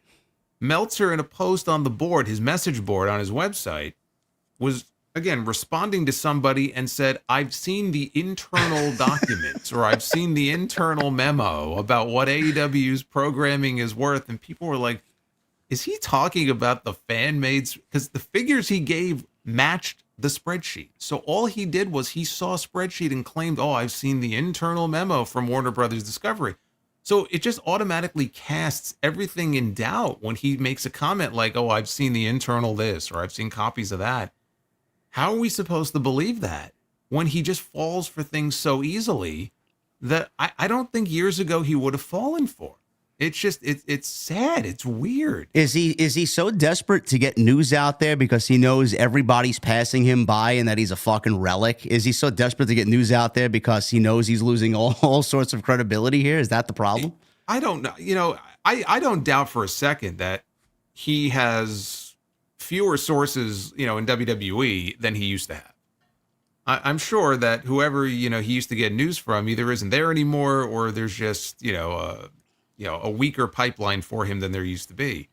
And I don't even want to say relic necessarily. It's just like, because he's been around for so long, and a lot of those like classic observers, there's a lot of good historical information in there and a lot of useful information. But as far as like modern news, when you hear about news being broken, by and large, you know, who are the sources that you generally will hear stuff like that from, right? We mentioned WrestleVotes. WrestleVotes would be one. WrestleVotes is new. Sab. Sean at Fightful, absolutely. I feel like in many ways Sean has become what Dave used to be. PW Insider still out there. Mike Johnson, right? PW Insider. So it's rare that you hear Dave's name mentioned when it comes to like breaking news or breaking big stories. So it could be pressure in that regard to feel like, okay, you know, we got to be first to break this news or that news. But there's just been so many examples this year alone of just embarrassing like faux pas and things like this that just make you shake your head. And then, of course, I mentioned there were 3 things that happened this past week. You'll get something else that happens, like the whole Dutch Mantell controversy. Yeah, he came under fire for writing a negative piece on Dutch Mantell as he's suffering through medical issues. Thoughts and prayers go out to Dutch and his family. Yeah, and it wasn't meant to be a negative piece, but, you know, Dutch, for those who don't know, Dutch, he has his own podcast, and he hasn't really been able to do them in a while because Dutch has been in and out of the hospital. He's had sepsis twice, and he's beaten it both times. And so now he's back home. And I know he just did his first podcast, I think today, in a while, and was thanking everybody and was commenting on what's been going on. By the way, the family set up a GoFundMe page, which was capped at $100,000. They blew past that. It's over $100,000. Yeah, over $100,000 raised from a lot of different fans and also people within the wrestling business. So it's very cool to see. His wife also has been very sick. It's not just him. Like, the family's been going through a lot. And Dave in his newsletter posted an item on it, which is fine. And he mentioned the fact that there's a GoFundMe. And if the item would have ended there, that would have been it. The issue and what upset a lot of people was that he editorialized after that. He was describing some of the biggest donators to the GoFundMe, and he singled out Tony Khan, who donated $5,000, and Chris Jericho, who you see his name on almost every single one of these GoFundMes. You know, Jericho's name is usually one of the top donators. It was $1,500. Again, whatever it was very nice of them to help Dutch and to donate anything. Interestingly, though, he did not mention Jim Cornette, who I think also donated $5,000. And I think that donation came in before the print time on the newsletter, and Cornette's not had very nice things to say about Dave now for some time.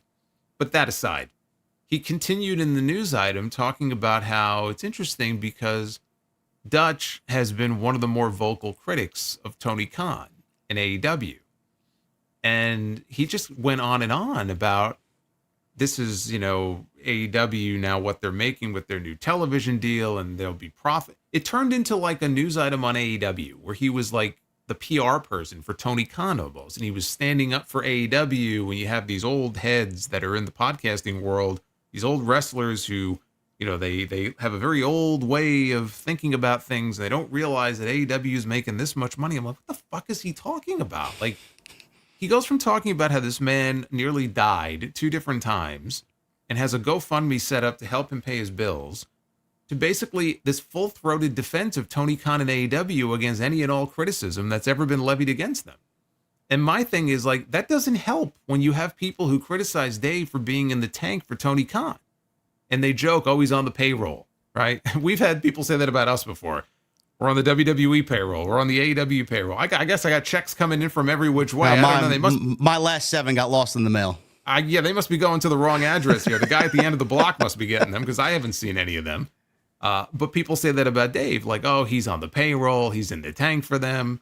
And you're like, all right, yeah, obviously he's been friendly with them in the past. Do I think he's on the payroll? I don't.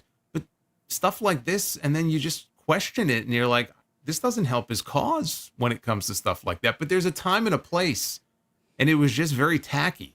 And it just didn't make sense that why would he even feel the need to launch into a diatribe? It was almost like he felt personally offended by it. And so all of these things happened in the span of 1 week, and it was not a very good week for Dave Meltzer.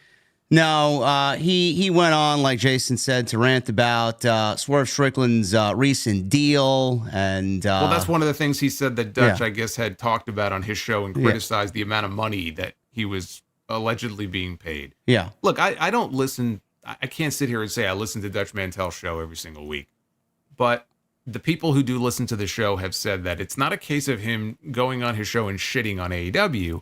He's raised criticisms about certain things, in a very civil way. I mean, believe me, there are some shows that are very, that aren't so nice to AEW, but it wasn't even something where he was like personally attacking them or constantly bashing them or anything like that. So the whole thing just came out of left field.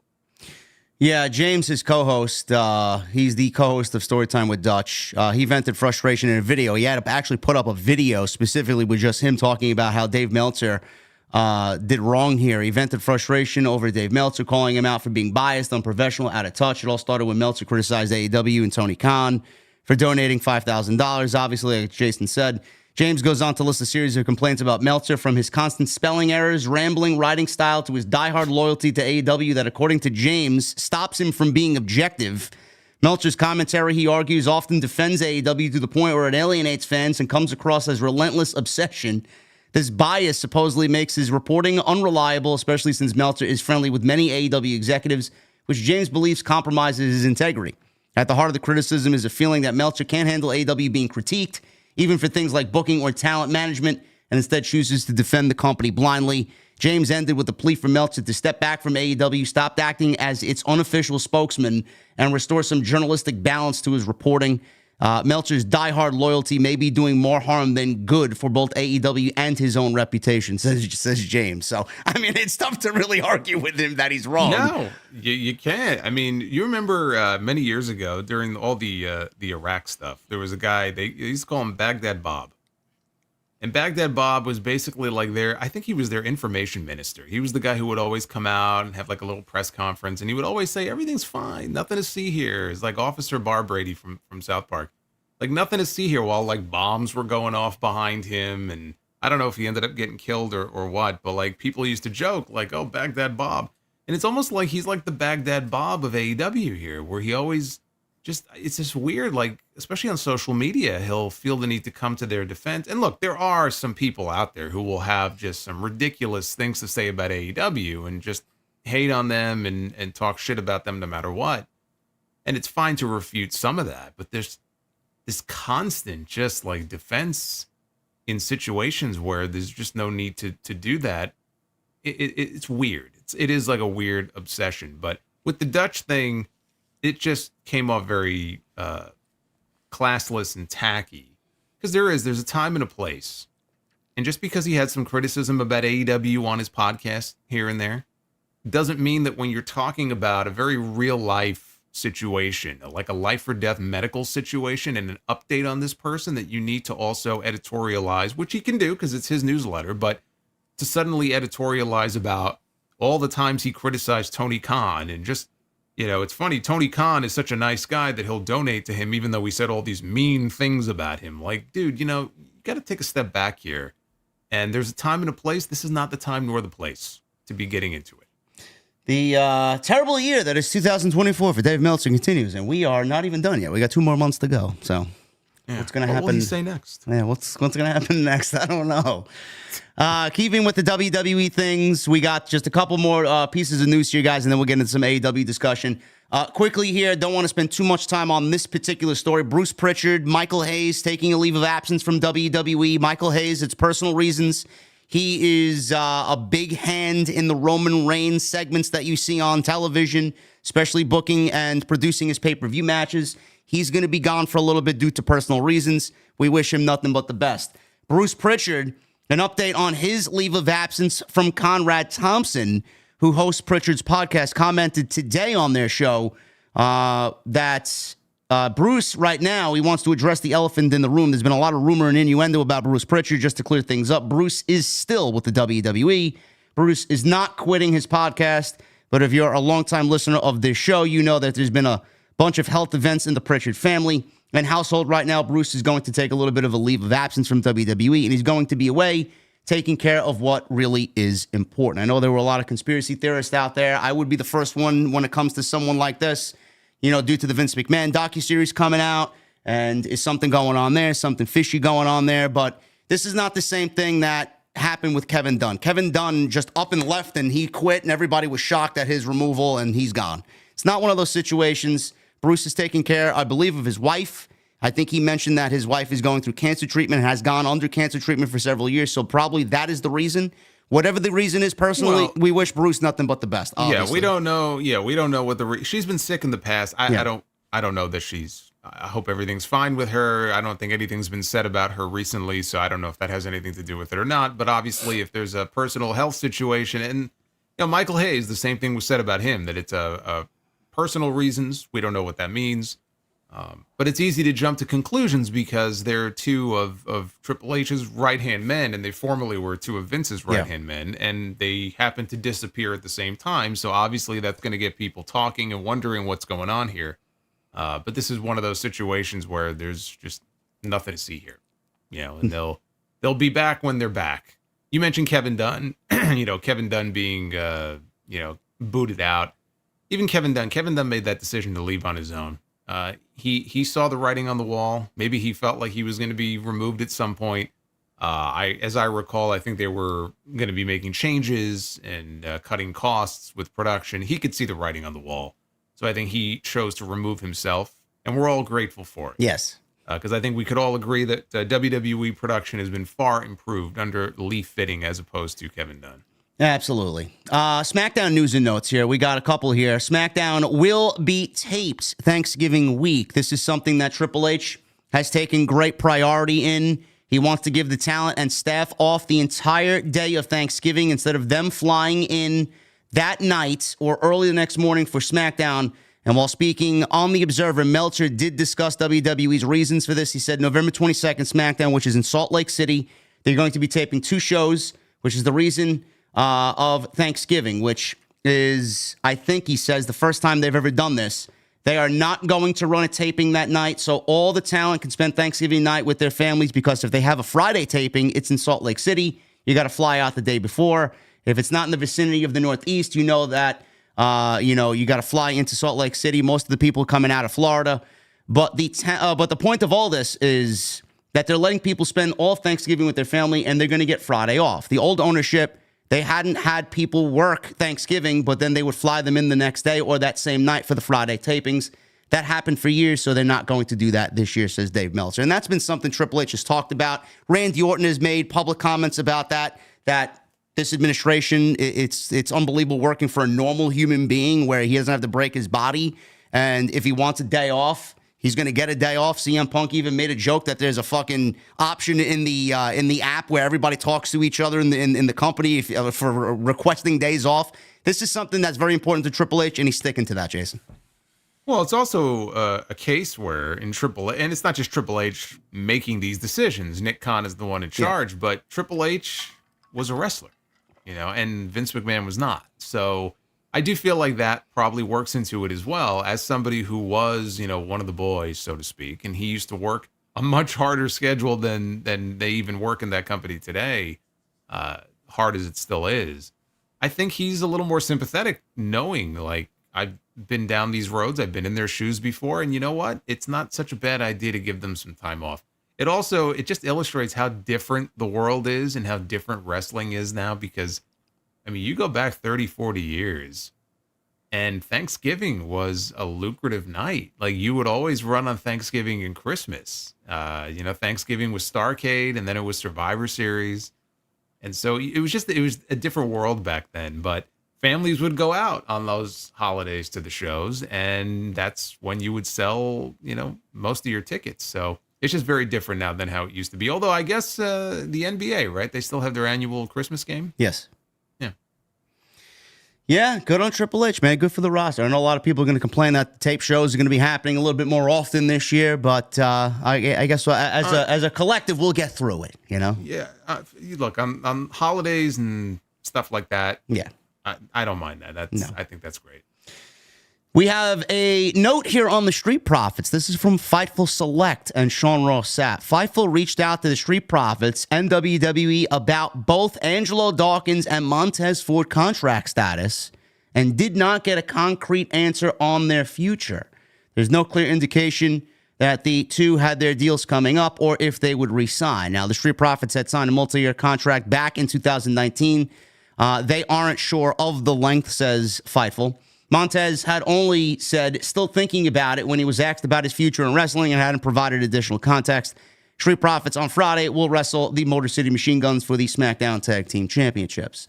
I know a lot of people, Jason, including you, have made requests and mentioned that Montez, it's his time, break him out. He's the singles guy, and he's got a huge future ahead of him if WWE does do that. They did test the waters with him a little bit, and then they just backtracked on that completely and put him back with Angelo Dawkins, and we've seen the Street Profits since that moment. But how do you feel about the Street Profits? If they do have a contract coming up, do they stay, number one? And number two, are we finally looking at the time where Montez breaks away from Angelo Dawkins and goes on his own? I hope so. I mean, it's long overdue. I still can't quite figure it out because, God, I mean, that Elimination Chamber match for the U.S. title was almost 2 years ago now. Yeah. And he shined in that match. And it really felt like, okay, this was like a watershed moment for him. And this is at least going to lead to an opportunity. We'll see what he makes of that opportunity. And then nothing came out of it. I was also kind of intrigued because at that time, we were heading into WrestleMania and we were heading into a match with Austin Theory and John Cena. And so Theory was another one of those young talents who you felt like, okay, this is his moment here. This is going to be him on the ascent. And I thought coming out of WrestleMania, we might get a U.S. title feud, a program between Montez Ford and Austin Theory. And I could see the two of them being two of the big stars of the future. So that would have been kind of interesting. And look what happened to Theory, let alone Montez Ford. I'm not sure who made out worse, frankly. Because you look at the position they're in now, I guess Montez Ford is still probably in a better position than Austin Theory is in, but I wouldn't exactly say they're in these great spots right now. So it just feels to me in that interview he gave, I think it was to the Daily Mail a couple weeks ago, how much of it was work, how much of it was his real feelings, it's hard to say. But he was talking in that interview about being frustrated with his current spot. And what made me think maybe he was partially in character, he also made a comment about maybe it's time for me to, God, what was the exact words that he used? But it was almost like he was alluding to like dumping the people around him. And I made the comment, I said, boy, if I'm Angelo Dawkins, I'm going to have eyes in the back of my head, if I read that comment. I don't know that you need to necessarily split them up right now because they have a tag team title match coming up this Friday. They're going to be challenging the Motor City Machine Guns. And I feel like there's a very good chance that we will get a title change on Friday. I know the Machine Guns just won the belts. I was watching that backstage segment on SmackDown last week, and the Machine Guns, it was a very, what's the word I would use? It was a very like milquetoast kind of promo. Chris Sabin's like, oh yeah, this is going to be a great match. And hey, we're here to wrestle the best in the WWE's tag team division. Street Profits, one of the best tag. I felt like I was watching a cutscene from one of the fucking video games. And I was like, yeah, beat these guys. So like, but the Street Profits in that interview were almost heelish. They had a chip on their shoulder, as they should, because these guys just came into the company. They have tag team gold. The Street Profits have not been tag team champions in like 4 years, which is insane to think about because it's not like the tag team division the last 4 years has had this tremendous amount of depth. You mean to tell me that the Street Profits at no point in the last 4 years have been tag team champions, but evidently not. So now it's like, I wonder if the idea is either they go heel or they just show a different side of themselves and they win. Maybe they even take a shortcut, but they win and get the belts. And then the Machine Guns have to, try to scratch and claw and fight their way to get them back. I would be okay with that because I feel like you got to do something with the Street Profits. They cannot just go in there on Friday and lose, and then that's it. Nothing comes out of it. If they lose, they have to fucking snap and just lose their minds and just start killing people, because what do you do with them if not? If they go in there and lose and then they shake hands with the machine guns when it's over and now it's on to the next, they're done. Like what is next for them? What do you even do with them? Maybe their contracts are up soon and this is their way of writing them off. I have heard nothing about their contracts, so I don't know where this came from. I don't know why Fightful would have inquired about it, if there was a reason why they inquired about it, because I haven't read anything about their contracts being up soon. So just, I'm not even thinking about that. Like, I don't know if their contracts are up soon or not. I'm assuming they're not. What do you do with these two if they go in there on Friday and they lose? You're almost asking for a breakup.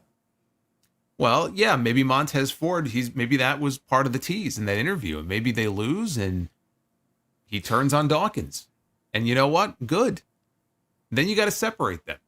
I don't know if they would feud them first. All right, then what are we doing, though? We're going to break up the Street Profits. Then we got Ciampa already showing, like, fucking NXT-like tendencies, and they may break them up. Yeah, but that's the thing, though. So, like, you're almost in a no-win situation here because the tag team division right now can really not afford to be losing teams. They just added one in the Machine Guns, which is great. But now you're going to break up potentially two more because, like you said, they were teasing something with Ciampa and Gargano. So I'm not saying that's a good thing for the tag team division, but is it really a good thing for Montez Ford to just keep him spinning his wheels doing nothing? And we're all talking about Montez Ford. I don't want to make it seem like I'm throwing shade at Angelo Dawkins, because Dawkins has really put the work in, and Dawkins is pretty good in his own right. I'm just saying I see more long-term singles potential in Montez Ford than I do in Angelo Dawkins. I'm not saying Dawkins can't do something on his own. And what I'm saying right now applies to both of them. WWE has failed them. They have failed these two. Bobby Lashley leaving, that didn't help because they were trying to get something going with them and then Lashley left. And so again, they got fucked. That's not their fault. They have to do something with these two. Otherwise, why even bother hanging around? Why would they stay? They're wasting away. These are their prime years. It's a very sticky situation. I don't know if they sign Montez and let Dawkins walk. I don't know if they bring them both back. I don't know if they break them up. No, you don't do that. You're gonna sign Montez and let him walk. No, I mean that's bullshit. Like, you got to at least give him a shot to kind of get over on his own. I'm not saying cast the guy away like he's trash, but again, do something with them or they may walk. And can you really blame them if they wanted to walk and spread their wings and go try their hands somewhere else? I don't know that things are going to be much better for them if they went to AEW. I'm not saying that. I'm just saying it's the last thing they fucking need. More WWE guys. Yeah, no, I'm not saying that's going to be in their best interest either. But it puzzles me because Montez Ford has this natural charisma. He's a great athlete. We know that. And he goes out there and he does these big flashy moves and dives and it gets over and the people react to him. So he's able to get a reaction, super athletic, and he's charismatic. And I feel like he can be babyface or heel. I kind of feel like he would be a great heel, right? I have not had the chance to see that, but I just feel it. I feel like he would make a great singles heel. But he checks so many of the boxes. Why wouldn't you give someone like that a chance to shine? I don't get it. I don't understand it. I got the solution. Keep them together. Have them win the tag team titles like you said against the Motor City Machine Guns, which I know that would start that's going to start a whole nother fucking argument online. Oh, look, they wasted them already. I see it already. It's fine. Give them the titles. Break up DIY. I would rather see Ciampa as a heel. I think that's just a role for him that is just ready to be just played on the main roster. And call up for Axiom. Call up Nathan Frazier and Axiom and put them on SmackDown. You could do that. They definitely could benefit from having more teams. I don't think anybody would deny that. Because if you break one team up, you really should replace them with somebody else. They can't really afford to lose too many teams right now. But I'm just focused on the Street Profits right now, solely the Street Profits. I just don't see any other place for them to go if they don't win those titles on Friday. I think them winning the titles and either going heel or teasing a heel turn, I think that's the way to go. And if they lose, I think Montez has to just lower the boom on Angelo Dawkins, turn it into a story. His frustration boils over. That's it. And then you just go from there. You want to feud them? You can feud them. And again, maybe in the long term, that's a really bad move for Angelo Dawkins, but I see money in Montez Ford. I don't know how old he is, but it's just, it would be a waste, I feel like, of his talent to just keep him in the role that he's in when he's clearly frustrated and he's not doing anything. All right, we'll keep an eye on it. In this show alone, Jason has already said that he would put the title on Kevin Owens and have him beat Cody Rhodes. And now he's calling for the Street Profits to potentially beat the Motor City Machine Guns on Friday night. We'll see. There you go. We'll see. You gave me the power of the pen. I did. I'm making the most of it. I did. This is your fault. You shouldn't have done that. I don't know what you got in that crystal ball over there, man. Maybe you're you got hidden powers that nobody knows of. I don't know. I got some good stuff. I know. I see. Also, just one quick note here. I don't want to spend too much time on this, but we have been away for a week, and this happened in the time that we were away. I know everybody was Baron Corbin, Tegan Nox, Indi Hartwell. Why did they release them? There was an interesting statement from Kurt Angle that I came across today where he said, Baron Corbin is underrated. I'm disappointed WWE didn't do more with Baron Corbin. Now, obviously, you guys know this happened a week and a half ago. Corbin, Indi Hartwell, and Tegan Nox all let go from the company. Baron Corbin will not have a 90-day non-compete. They are just not renewing his contract. Indi and Tegan, unfortunately, will have 90 days tagged along with their contracts. But Kurt Angle will be linked to Baron Corbin in the annals of WWE history because Corbin beat Angle at WrestleMania 35 in what was an awful decision then and now and forever. Angle recently spoke with WrestleZone and Bill Pritchett over at WrestleZone about Corbin's WWE exit, sharing that it was unfortunate to see him get cut from the WWE, especially since it felt like WWE didn't capitalize on what Corbin offered the company. Angle says this, Baron, I think he's underrated. I think it kind of sucks seeing him get let go. They started utilizing him the way that they should have. They had him beat me, which I was okay with. It was my last match, and obviously you're going to lose your last match when you retire. But Baron, after that, he ended up winning the King of the Ring, and then nothing else happened with him. It's a little disappointing to know that he beat a legend at WrestleMania, the legend's last match, and they didn't do much with him after that. For me, it makes me feel like I did that for nothing. And so it's like a screw you Angle kind of thing. I thought they were going to run with the kid. I thought that they were going to make him one of their top tier guys, and he was on his way. Maybe that's why they let him go. They couldn't find the character for him. But Baron had a great personality. He didn't need a character. He could be him. He was entertaining. So I was just a little disappointed that they didn't do too much with him, and then they let him go. It kind of reads that Kurt Angle is a little bit more upset that he had to lose for nothing than letting Baron Corbin go from the WWE. But no, well, Kurt Angle he was upset because he wanted John Cena in his final match. Well, that's what he wanted. That's what it should have been, to be honest with you. Sure. Now, to play devil's advocate, and I don't do this with the Vince McMahon very often, but it was his call, and his idea was, and Kurt has talked about this, that Vince told him, look, you've been kind of in a feud with Corbin, so if you want the match with John, you could do it next year. And Kurt said, I can't go another year. Like, he knew his body just couldn't take it. Like, I have to hang it up now. And Vince was like, well, we can't do that match this year. So if you're going to do it this year, it's got to be with Corbin because that's kind of the guy you've been feuding with.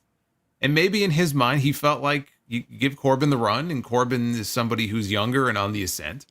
And maybe he was a Vince McMahon guy. Although I struggle to sit here and call Baron Corbin a Vince McMahon guy. I mean, did Vince McMahon really do all that well by Baron Corbin? I think the answer is no. But Triple H never really seemed to have any interest in doing anything with him. So he was probably more of a Vince McMahon guy than he was a Paul Levesque guy. And the greatest success that he found in the last few years wasn't even on the main roster. It was in NXT, teaming up with Braun Breaker. As soon as they brought him to SmackDown, they tried to recreate that with him and Apollo Crews, and it was just like a dollar store version of the Wolf Dogs. It was never going to work. So, yeah, if I'm Kurt Angle, I'm upset because you want your final match to be memorable in some way. And even if he couldn't get John Cena that year, it just wasn't going to work out. If you're going to use a younger member of the roster with the idea that, okay, you're going to work with a younger guy and they're going to beat you and they'll have that feather in their cap right? They retired Kurt Angle. Yeah, if you're Kurt Angle, you want that guy to be the fucking world champion right now. You want to have him have something to show for it. And now the guy just got the boot and he's not even working there anymore. So yeah, I think he has a right to be a little upset at the way things worked out for Baron Corbin because he feels like it was a waste. It was a waste of his retirement match. What did they really get out of it? The guy that they put him in the ring with is unemployed now. They got nothing. No, he got nothing out of it. And it's not even like I think he said it in the interview also. Even coming out of that, he won King of the Ring. Did he win King of the Ring after that? I think it was after that, maybe. Yeah. Or maybe before. I don't know. But that was probably his best performance, too. Yeah, I think he wrestled Gable in the finals. Yeah, but King Corbin was a freaking waste. I mean, that was a terrible gimmick. It's like King Sheamus. Remember when they had him with the antlers on his head? Yeah, right. Every fucking King of the Ring, Vince crowned somebody the fucking King of the Ring. Crown and scepter and cape, and they came out with some Royal Regal theme music. It's awful. Absolutely. And some stupid fucking accent that he gave them, too. Oh, my God. Just awful dreck. So, yeah, nothing came out of it. It was a waste, unfortunately, of Kurt's last match. But, you know, he could have waited. He just couldn't. His body just couldn't go anymore. He pushed his body as far as it could go. And it worked out the way it worked out. Corbin, you mentioned that they're just going to let his contract run out. I don't think his deal is up until the end of the year. Yeah. Because I was kind of joking on my Dynamite review. I did a Dynamite review on Sunday because I reviewed NXT on Wednesday last week. And there was a segment with MJF where he was on the phone with somebody and he said, you know, pay Adam Cole a visit. We don't know who he was on the phone with. And I said, welcome to AEW, Baron Corbin. Because MJF and Corbin have been very chummy on social media for years now. But I don't even think he would be available. Not that I'm advocating that that's what they should do, but I don't know that he's free until the end of the year. So I don't know what he's going to do. I don't know if he's going to continue to pursue wrestling. I don't know if he has other interests outside of wrestling. There was something there. It just, they were never able to bring it out of him, and he was never able to fully bring it out of himself. So I don't know if we could just lay all the blame on one side or the other. I think they both just failed him in some way, and he never attained the level of fame that they thought he would. Well, was he a complete waste, though? Like, I guess waste is a little bit too harsh of a word. Yeah, I wouldn't say waste. No, but where did it go wrong? Because, you know, a lot of people tend to think that we don't give Triple H enough grief, me especially, but this also falls in the lap of Triple H. Why did they call him up during the draft when he was just revitalizing his career on NXT? Don't you think that if he is a valuable enough asset to the company that you should keep him down on that show with that depleted roster on the men's side? Don't you think he would add a little bit more solid talent to that men's side instead of calling him up and him wasting away on the main roster? Why did they call him up? Why did they call Dijak up? He had a contract coming up and they didn't renew it. I don't know why. I don't know why they called him up. That was even worse, right? I don't think he ever showed up on Raw. They called him up from NXT, and even Dijak knew, I'm fucked. And sure enough, that was it. I think they said they're not going to renew. Either they weren't going to renew. I think it was their decision, but they weren't going to renew. And then that was the end of Dijak. Why they make some of these decisions, I have no idea. I don't understand why you would call somebody up from NXT without having a solid plan in place for them. It's like, why did they call up Odyssey Jones last year? Why they fucking draft Vinci over to SmackDown and not use him? Oh, don't get me started on Vinci now. Vinci, that's a whole other. Didn't he lose a dark match on Friday? To Apollo Crews. He lost a dark match to Apollo Crews. Oh man, I sense a fucking release coming any day now. I was shocked he wasn't released last week when we heard about these names. He was probably shocked that his name wasn't on that list. I'm sure it's coming. You know what? If I'm someone like him, and I don't know Vinci, I don't know what his mindset is or what his goals are or anything like that. He's probably making a nice living for himself working in WWE. But like, if I'm a guy like Vinci, it's clear as day, you're done. Like, that's it. You're done. You're dead in the water. They have nothing for you. I don't know how much time he has left on his deal. Do you go to management and say, I want out of my contract? Or do you just kind of ride it out? Take the paycheck, show up to work, do what they tell you to do.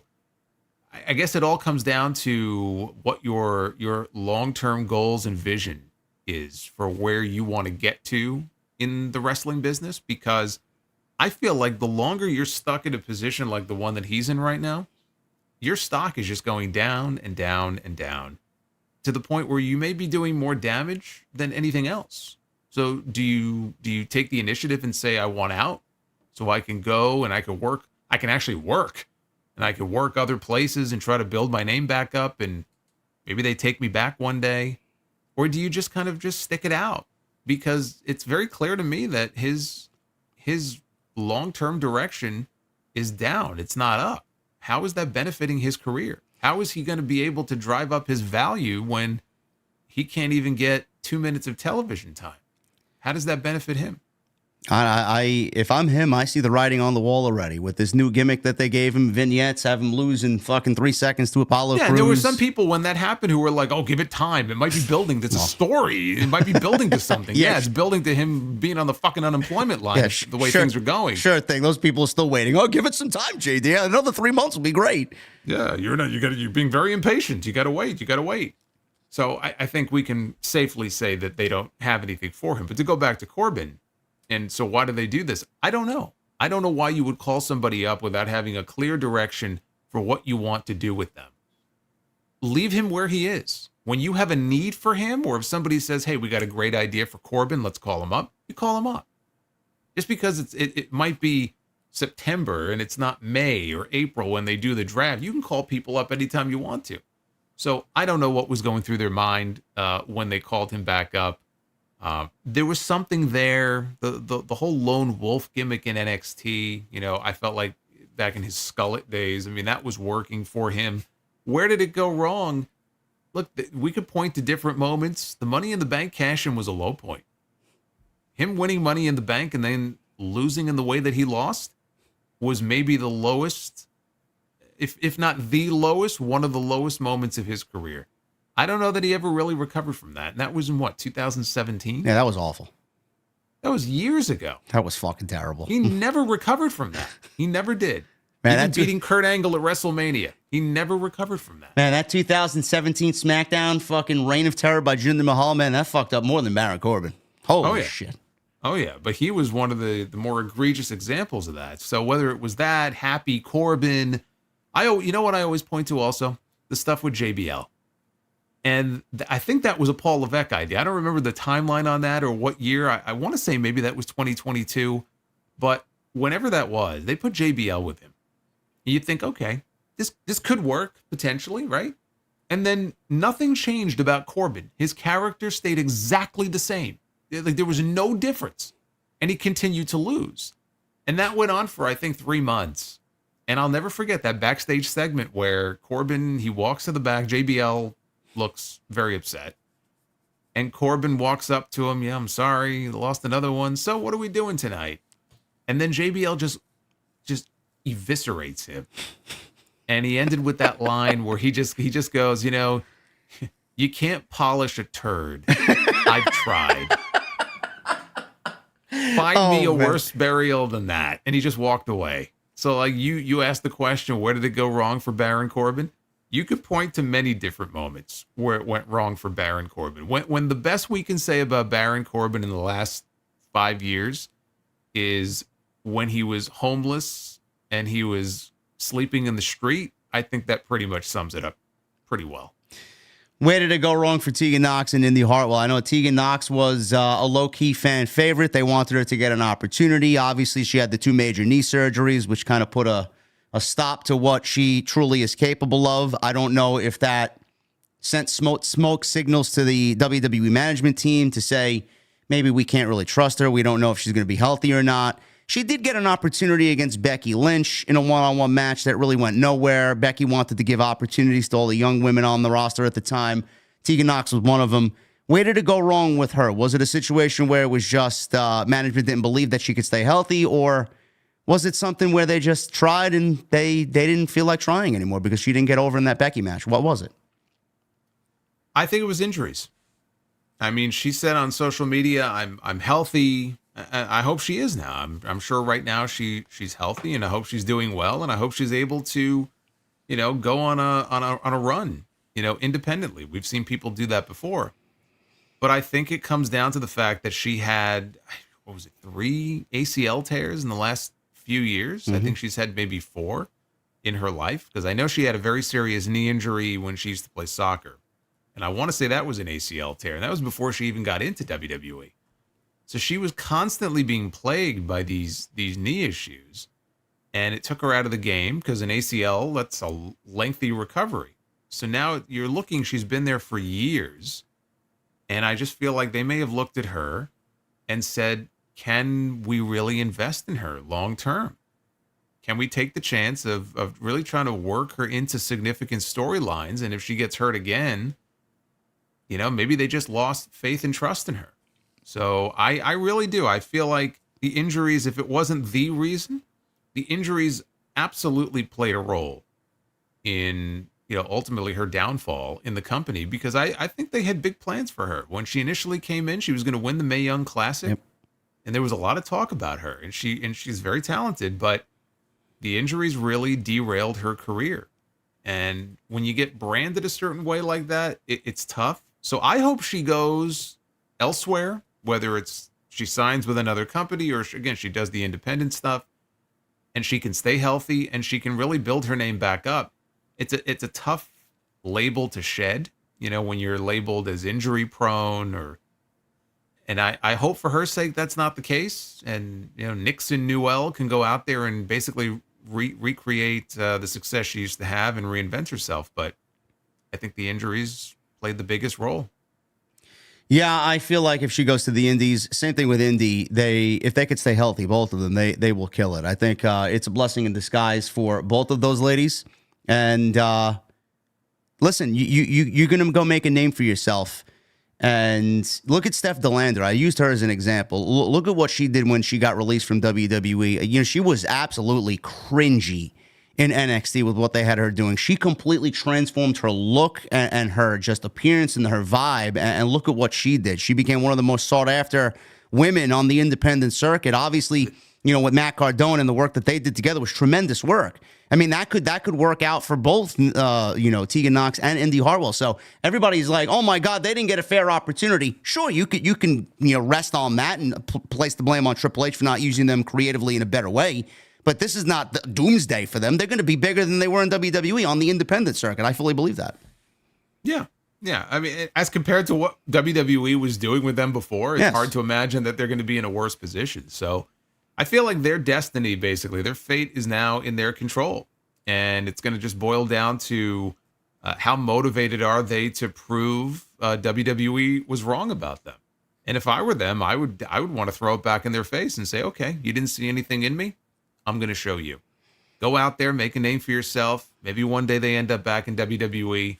I think they'll land somewhere. I think they're going to be fine. Same with Corbin. Again, I don't know what his goals are, if he wants to continue wrestling, but if he wanted to take a stab at, working the independent scene, I think he would do well.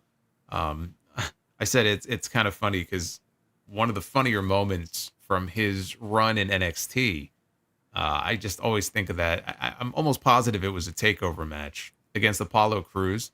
And he used to yell at him and go back to Ring of Honor. Go back to Ring of Honor. And I'm like, he never wrestled for Ring of Honor. That's what made it funny. But he, basically like all you indie guys, all you indie geeks, right? Because that wasn't him. And now he's in a situation where he may end up on the independent scene. And there could be something there. I actually feel like he might be able to parlay that into a fun gimmick that could work as a heel, that could work to his benefit. So whatever he chooses to do, I think he would probably do well. And who knows, maybe he gets a second chance one day if he wants it. But for WWE, the machine rolls on. They weren't doing anything with these three. It's not like they're going to miss a beat. So I can understand them wanting to trim the roster of people that they don't have any plans for. And if I'm them, maybe it's for the best, because they were just kind of wasting away, not doing anything. You would think they want to get out there. They want to work. It can't be a good feeling for them to come to work every single week and sit in the back and see other people getting opportunities that they want. Right? I mean, at some point, you just have to ask yourself, like, what are we doing here? Yeah. How is this benefiting me? I always think about Trevor Lee, right? I think about Cameron Grimes. He's another one. He got called up from NXT, went to SmackDown. They did a little bit with him at first. And this poor guy, he was stuck in the back every single week. And he says now in interviews, he would go to the writers. He was probably a pain in their ass, but he would go every week like, I just want to work. He's practically begging them, please, I just want to work. And then he got fired. You know what? You're better off going somewhere else and working. This is what you wanted to do. You don't want to sit in the back and, manage catering for the night. So go out there and prove your worth and show them that they made a mistake. Yeah, A, I hope Baron Corbin does stay on the indies and do some work. I think he would kill it. And B, WWE's probably already got 3 names from the NXT developmental system that they want to call up to the main roster. So I think they will be just fine. You're not going to. Well, they're going to have to. Well, they're going to have to if both shows are going 3 hours in January, and they just introduced this new women's championship. I think they should call up some new women to the main roster. It's not like they don't have a surplus of those. No, yeah. I mean, Roxanne's definitely going to get called up. I would say she's on the top of the list for sure. And I would say if Jordan Grace comes full time to WWE, which I would expect her to do, I think you send her right to the main roster. Absolutely. I mean, she's already spent time on NXT. I don't see what the point would be of just having her spend another 6 months or a year there. You send her right to Raw or SmackDown. They could use somebody like her. Absolutely. No need for that woman to go to NXT. No. Shifting gears here to AEW. There is a report that WWE's European tour that we just talked about a little bit ago in 2025 WrestleMania, Road to WrestleMania, internationally, WWE's European tour in 2025 may delay AEW Forbidden Door announcement. Now, obviously, we talked about the tour that WWE will be embarking on across the UK and Europe over 3 weeks in March. In the latest edition of the Wrestling Observer newsletter, Dave Meltzer reported that the expectation is still for AEW to run its Forbidden Door pay-per-view with New Japan at the O2 Arena in August. However, they haven't been able to officially announce the event at the show nor sell tickets. Meltzer wrote, most likely the reason is, and thus AEW won't be able to announce the arena or put tickets on sale until someone after the end of March, depending on what specifics were for the WWE deal. Now, a lot of people were taking this as a terrible thing on social media. I don't see what the big deal with this is because I mentioned in a video I put out this week, number one, AEW doesn't need to announce a fucking show that's happening in August, in November, number one. Number two, that market for AEW, smaller scale, not Wembley, should do incredibly well for Forbidden Door. They will have no problem selling the O2 Arena out, I believe, or selling an abundance of tickets for that show.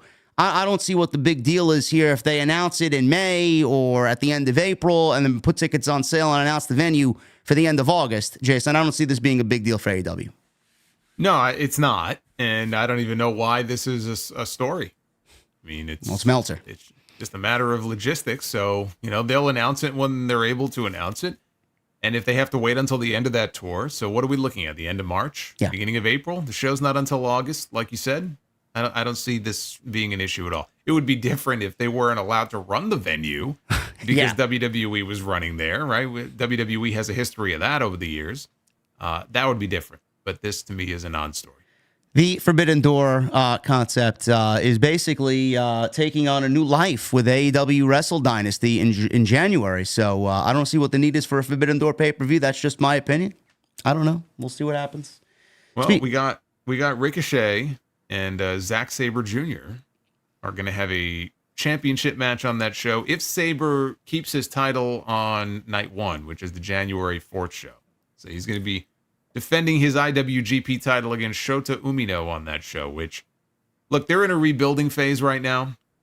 So that as a main event of the Tokyo Dome, Wrestle Kingdom show, that's got to be the weakest main event, like the weakest title match for a Tokyo Dome show in many, many, many years. Ricochet and Zack Sabre sounds more like a Wrestle Kingdom main event. It does, and that's going to be the next night. But assuming Sabre retains, which I don't see why he wouldn't, we'll get that match the next night. But we also have the Young Bucks, who right now they're out because Nick Jackson, I think, has a separated shoulder. But that's supposed to be their big return to Japan for the first time in 5 years. So we don't know who they're going to be wrestling, but the Young Bucks are already advertised. So that Wrestle Dynasty show, it's a collection of talent. It's not just New Japan, but it's AEW, Ring of Honor, CMLL, and Stardom.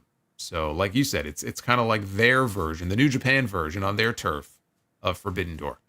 So what is AEW going to do to differentiate the two and bring some appeal back to the United States, or the Americanized version of Forbidden Door? I don't know. We'll see what happens there. I'm sure we'll have Tomohiro Ishii doing something on that show. Oh, great, man. I can't wait. I'll be glued to my television.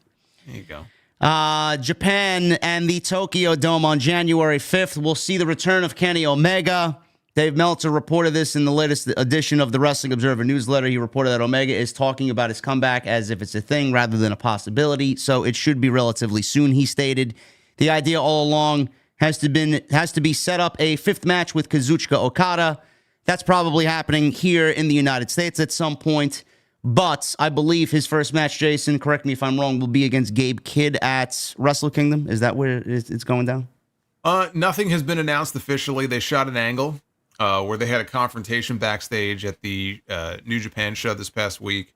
The belief is that will probably be a Wrestle Dynasty match. But again, it's not official. But if that happens, then that means that New Japan, on their turf, would be getting Kenny Omega's first match back in over a year, and not AEW. Now, if you're Tony Khan, why are you allowing this to happen? Because I find that to be absolutely fucking ludicrous, if you ask me. Well, Omega has a soft spot in his heart for New Japan, and made a name for himself, a big name for himself over there. I don't know if it's something he may have requested.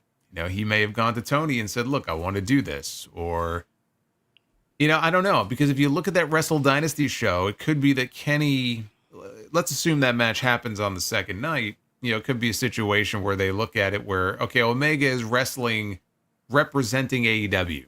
Since there's going to be AEW, like Ricochet would be representing AEW against Zack Sabre in the main event. Maybe that's how they plan on looking at it. It is very weird if it works out that way. I agree that Omega is one of their biggest names. And for his first match back to not be in an AEW ring is bizarre. So I can only imagine that maybe it was something that Kenny requested, and Tony Khan said, okay. Acquiesced, and maybe he's giving Kenny what he wants. I don't know. If I'm the promoter, if I'm Tony Khan, that's something I'm saving for my show.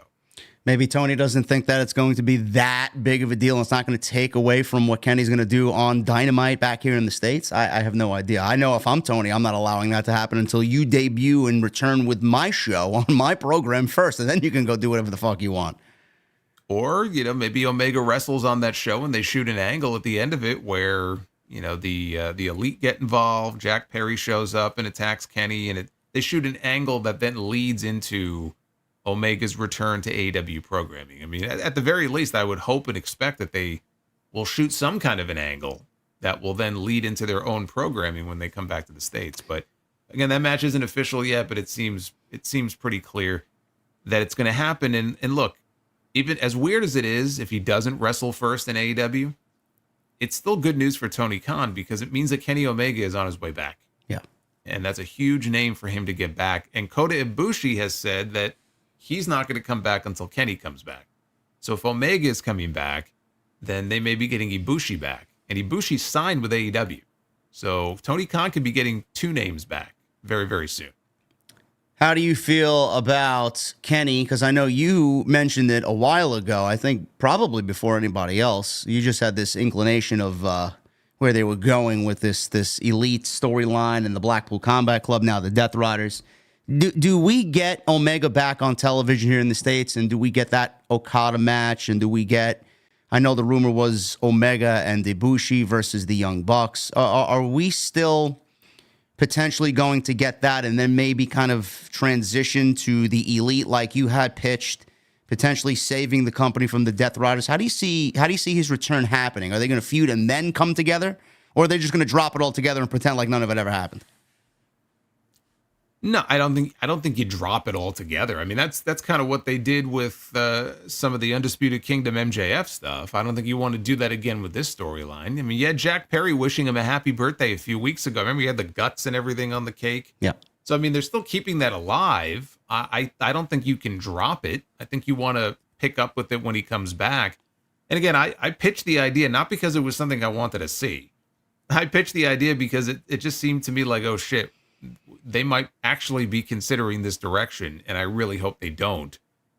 Which is the Elite kind of going babyface and coming to the aid of AEW, which I really don't have any interest in seeing that.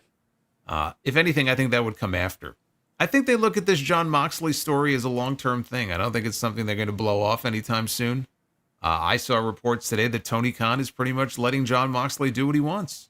That this story is all his brainchild, and he'll run ideas by Tony. Tony will approve it, but otherwise, he's basically letting Moxley write his own program here, his own story. I don't know if that's a good thing or a bad thing. Well, clearly, with what we've gotten, it's not really a good thing right now. We'll wait but and see it play out. It's still playing out, though. Yeah, it's still playing out. So we can't completely rule on it just yet because we don't know exactly where it's going to go. Although I think it's fair to say whether or not you think what they've done so far is interesting, that's up for debate. But if anything, if Omega were to get involved, if anything like that, I think we're looking at months from now. I don't see that as anything that's imminent in the next couple of months. Again, we're talking about Kenny coming back. That's not at least until January. Yeah. So we got to get past that first. Well, one thing that people were talking about coming out of Dynamite was Malakai Black and what surrounded the hug between him and Adam Cole at the end of their match on Dynamite, which was a fun match. I don't really like to see Black mask being used and him kicking out as if it's a setup move, but that's just my personal taste and personal preference. That's every finisher in wrestling today, though. Oh, well, I mean...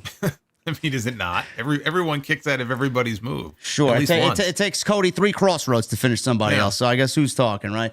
Yeah. Malakai, Jason, the whole community was kind of speculating from this hug that it's the last time that Malakai is going to wrestle for AEW, and I went live with my Dynamite post on Thursday, and I specifically said... because Malakai had put out a statement that morning saying that it's nothing. He's been healthy for the last 3 years, and everybody's just spreading misinformation and blah, blah, blah.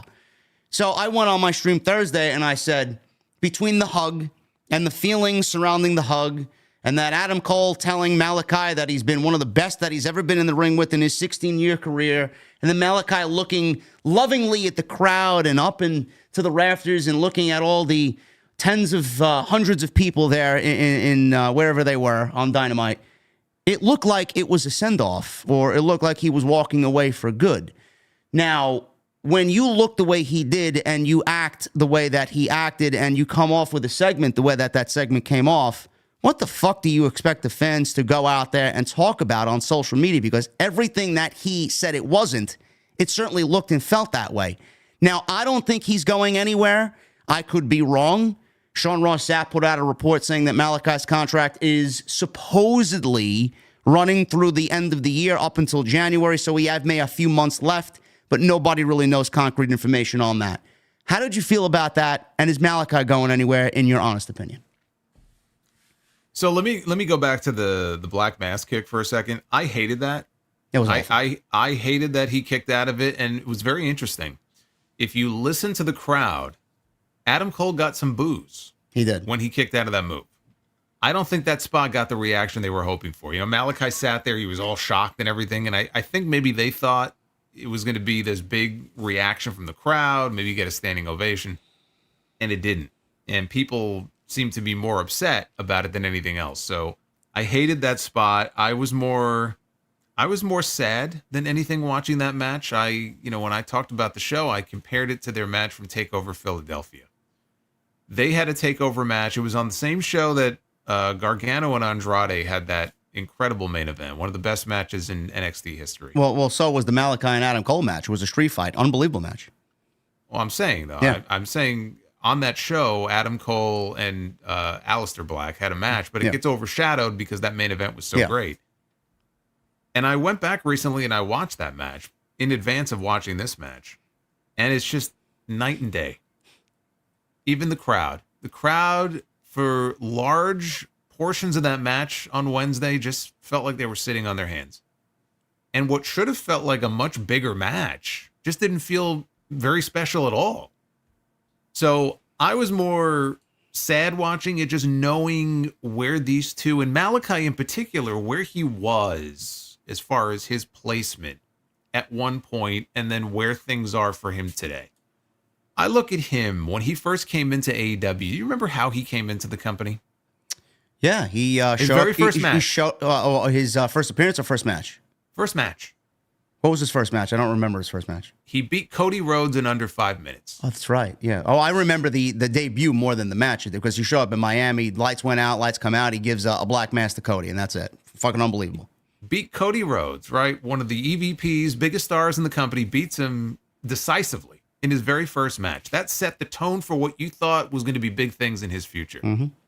He beat Cody Rhodes again after that. He pinned him a second time. And now you're thinking, okay, like there's big things in this guy's future, right? And then after that, it was all downhill. And I know he had a back injury, had a very serious back injury. It could have been career ending. He says now I've been healthy for 3 years. So I guess the back injury goes back at least 3 or 4 years. I don't know the timeline on that. So it could have been that right after that. Maybe he got hurt. Maybe that's why he was out of the game for a while. But whatever, the potential that he had to be something really special was there. And you felt, I was one of these people, and I'll take ownership of it. I was one of these people who thought he's going to come in, and this guy one day is going to be AEW World Champion.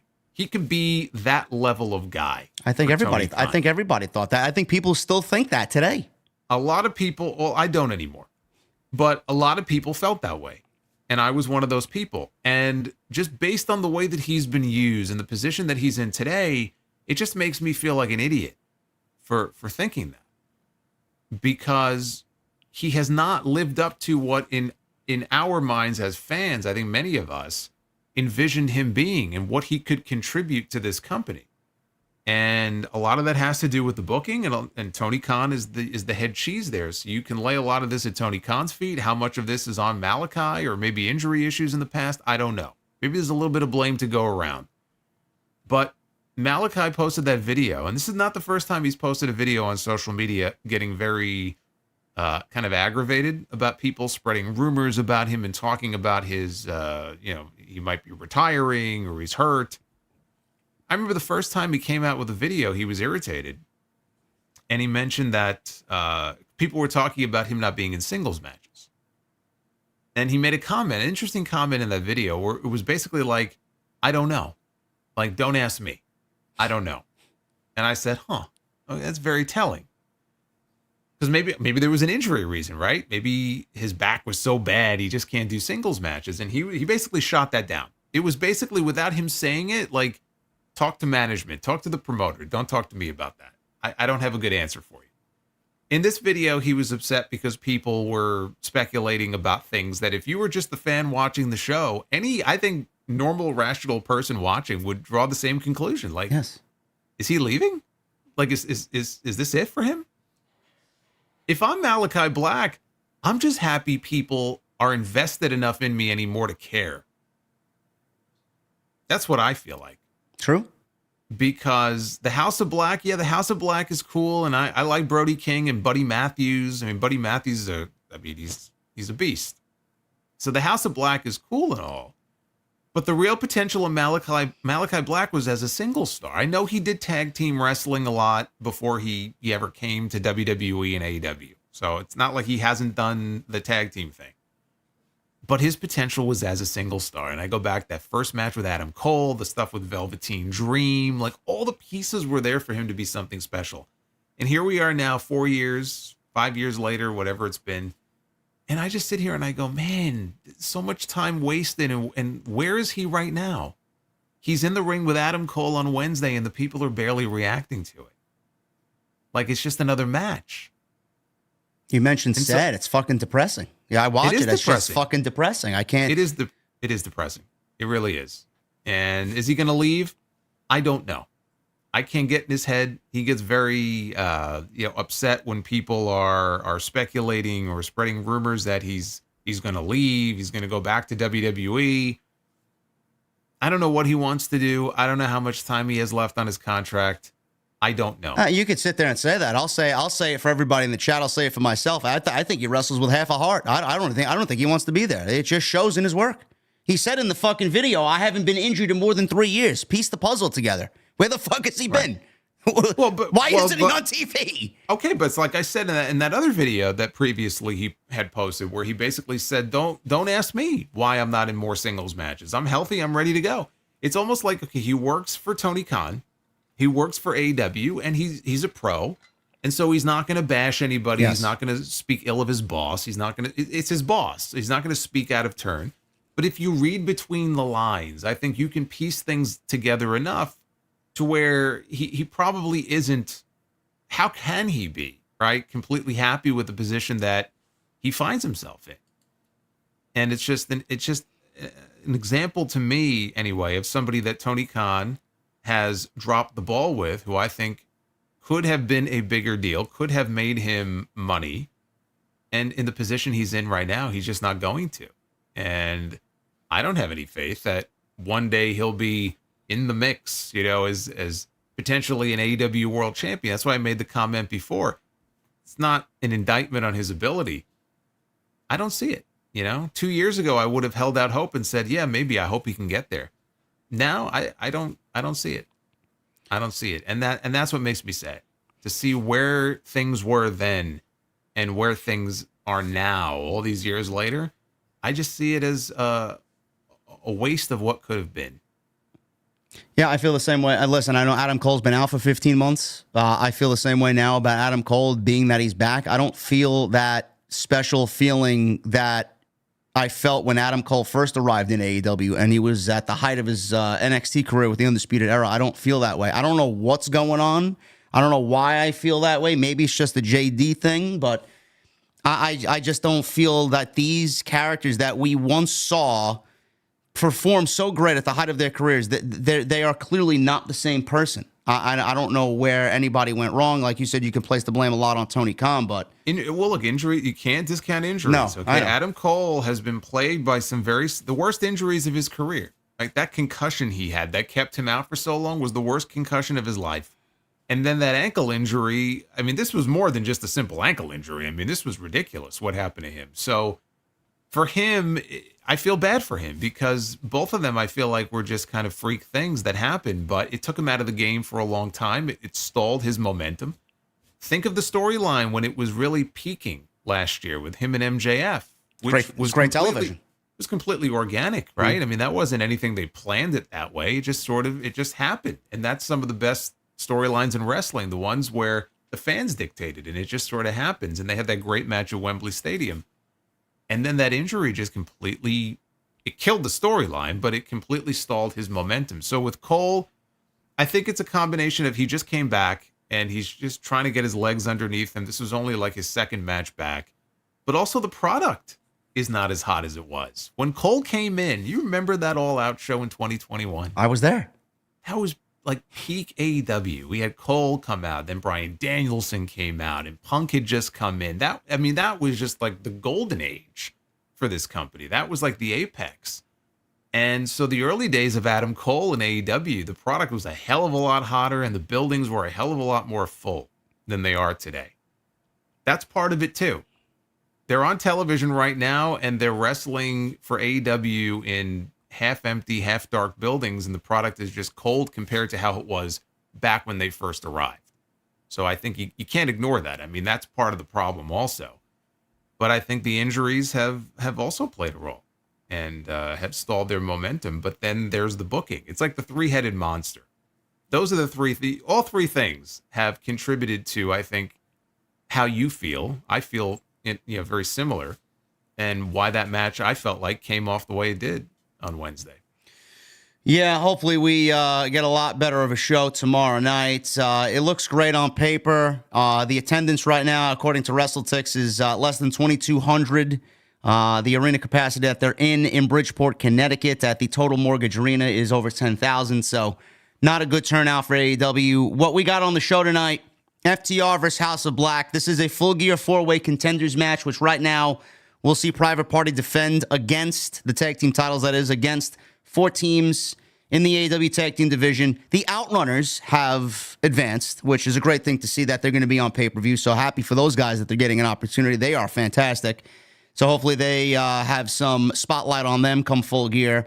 I'm going here with FTR, Jason. I feel like that we're getting FTR and the Outrunners kind of neck and neck. I think FTR is probably going to end up taking the titles off Private Party, and then FTR is going to drop them to the Outrunners. I'm keeping my fingers crossed on that. I don't know how you feel about that, but I think we're heading towards an FTR Outrunners feud for those tag team titles. I think FTR and Outrunners make sense. I mean, they've been kind of palling around with each other, doing the handshake and all that. Yep. I don't see Private Party losing the titles. I mean, they just won them. No, not imminently. Eventually. Well, yeah. I mean, eventually. Yeah. Well, but how far into the future do you see that happening? Revolution. Yeah, I could see that. I could see that potentially. Yeah, I mean, you got to at least. I mean, my God, 5 years, and they just won the titles, and they made such a big deal about the fact that this is what they worked so hard for, and then I turn around, let's say, Full Gear and take the belts off them would be ridiculous. But FTR and the Outrunners as the long-term program, I could see that. And I would love to see the Outrunners get the belts eventually. I think there's a feel-good story there, but again, they're organically over. And if they can just stay over, I think the fans would get behind that. I think it would be fun. It's amazing. We got the House of Black on TV 3 straight weeks on Wednesday, man. I thought I was seeing things, but they will be there, and it will be Brody and Buddy Matthews tomorrow night against FTR. You know, you would think, based on what they've been doing with Adam Cole. Adam Cole beat Buddy Matthews in the first match. You know, got to get 3 wins to get to MJF. He beat Buddy Matthews in the first. He beat Malakai in the second. You would think that he would wrestle Buddy in the third, or not Buddy, but Brody in the third, but it's not working out that way. You would think that. First of all, now that you said that, I didn't say this while you were talking about Malakai before. I would have had Malakai beat Adam Cole last week, just to throw a wrench in the unpredictability department. No, I wouldn't do that in the second match. Maybe in the third, I would beat him. In fact, given who he's wrestling on Dynamite this week, I kind of hope he does lose the third match. Well, that was my next question, because Adam Cole is wrestling Konosuke Takeshita as MJF paid off Don Callis to get some increased muscle to stop Adam Cole from winning his third match tomorrow. I mean, we have to assume that Konosuke Takeshita is going to beat Adam Cole tomorrow, correct? Well, here's the thing. So Takeshita, yeah, you and your assumptions are very dangerous. You shouldn't assume anything with this show anymore. So Takeshita, he got pinned on Dynamite last week by Ricochet. And Ricochet is next in line. He's going to be challenging for that international title. So, you know, to that end, it makes sense. But now you're putting him in the ring with Adam Cole. And so I don't like the idea of pinning Takeshita 2 weeks in a row. I think that would be dumb. I don't want to see that happen. But you could have the Callis family get involved. So Cole could win and Takeshita could lose without being pinned. And that would be better. I mean, that would be an easier pill to swallow. A win is a win. I mean, as long as he gets the 3 wins, he gets the match with MJF. So I could see a finish like that. But I just think Adam Cole going in there and beating Takeshita straight up would be just idiotic. Unless he's going to be challenging for the international title also. I just don't see the point in doing that. But I want to bring up something else about this. The storyline, as I understood it, coming into the show this week, and correct me if I'm wrong, I could have sworn that MJF said that between Adam Cole and Roderick Strong, the first man to reach 3 wins gets a match with me at Full Gear. You, my friend, have heard correctly, because I said the same thing on Thursday. Yes. Okay. I thought I was maybe going crazy. I thought maybe MJF misspoke, which rarely happens. I don't think that MJF misspoke. Okay. They completely undermined the rules here. Well, they didn't. No, they changed the storyline is what they did. Yeah. And so instead of doing it that way, and then logically you would have to think that Cole would get 2 wins as he has. Roddy would get 2 wins. And then MJF, being the prick that he is, would say, okay, you guys have to wrestle each other. And the winner of that match gets me at Full Gear. Gee, I figured that's where they were going. You would think that's the better storyline to play out. But I think the reason that they changed it, I'm guessing, is because we're going to get a triple threat match at Full Gear. Now, me personally, I have no interest in seeing Roderick Strong attached to any of this. The story is with MJF and Adam Cole. It is not with Roderick Strong and MJF.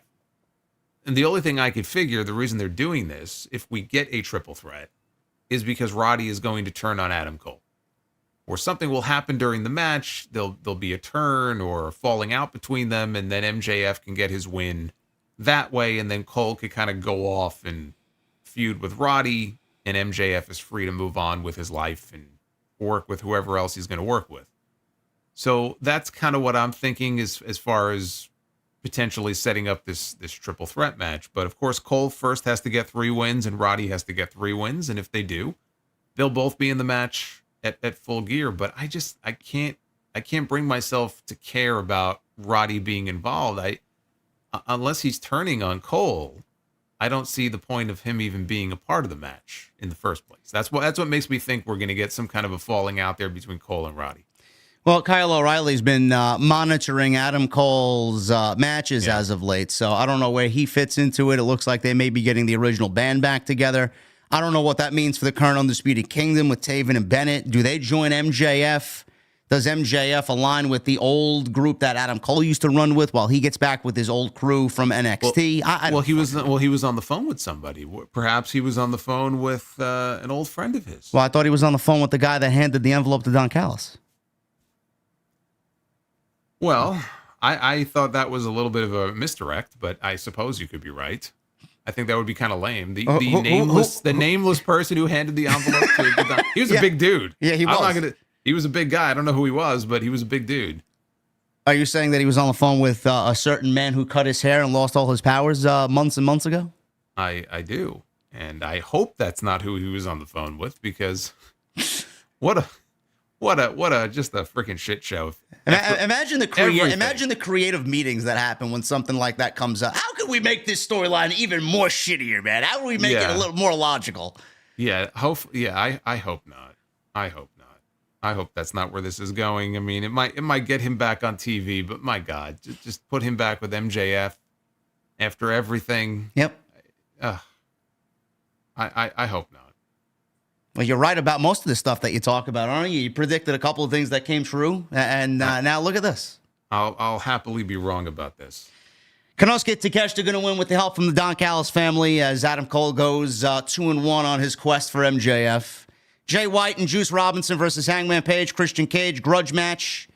A lot of people were asking, well, why is Christian Cage teaming with Adam Page? Well, Adam Page was out there to help Christian Cage against Jay White in the main event a couple weeks ago. So that's why this match came about. And Jay White, Juice Robinson, they're part of the Bullet Club or the Bang Bang Gang.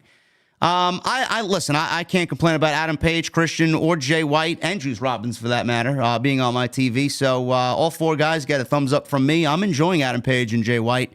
But we need to start building Adam Page up to where he needs to be. I feel like he's kind of taken a lesser role coming out of All Out. So I'm looking for Adam and Christian to win this match. Yeah. And then one of the segments I really enjoyed the most, honestly, from Dynamite last week it was a very simple segment, too. The stuff with Hangman and Switchblade, they brawled out into the arena. Switchblade cut a promo on him.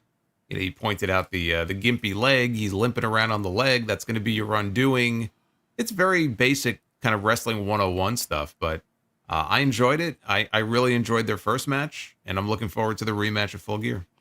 Swerve will go 1-on-1 with Leo Rush tomorrow night. Swerve is definitely going to get the win there. Leo Rush has been used more of an enhancement talent more than anything. He wrestled Shelton Benjamin in what I thought was a very good showcase for Shelton and Leo Rush, actually.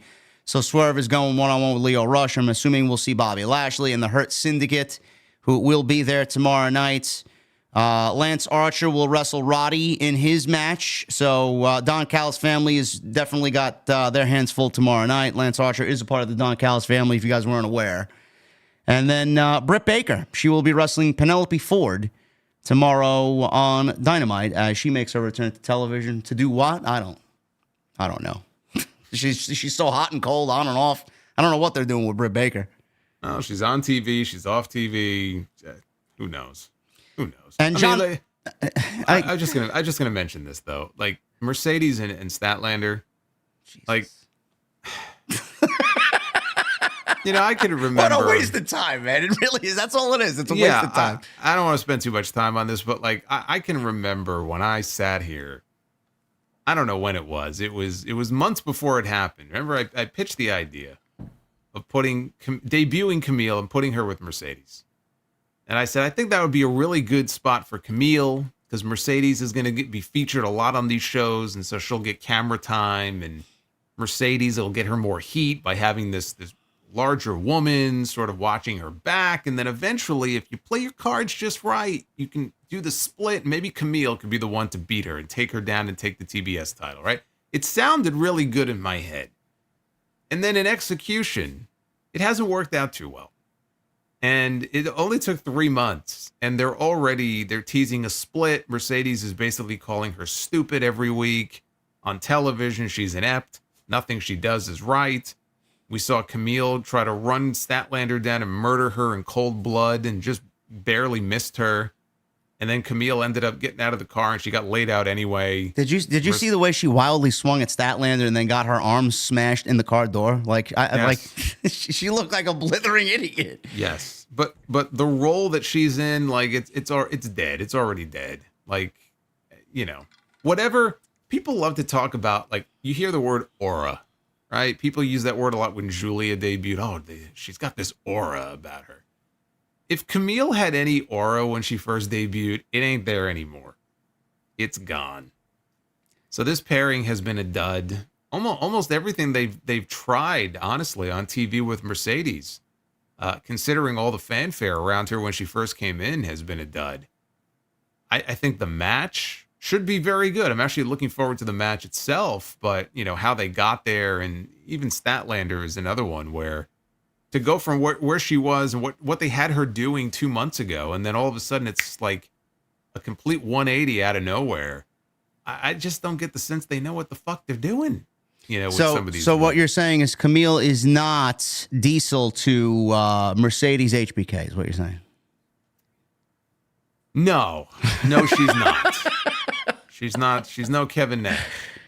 I'll put it that way. Is this more of a Marty Jannetty situation, or a Leaf Cassidy situation? No, not Leaf Cassidy. I was trying to think of what a better analogy would be here, but I don't even know what comparison to make. It's very unique all unto itself, but it's a shame. It's a shame because this was, I think, a pairing that could have worked, and it took all of 3 months, and they just killed it dead.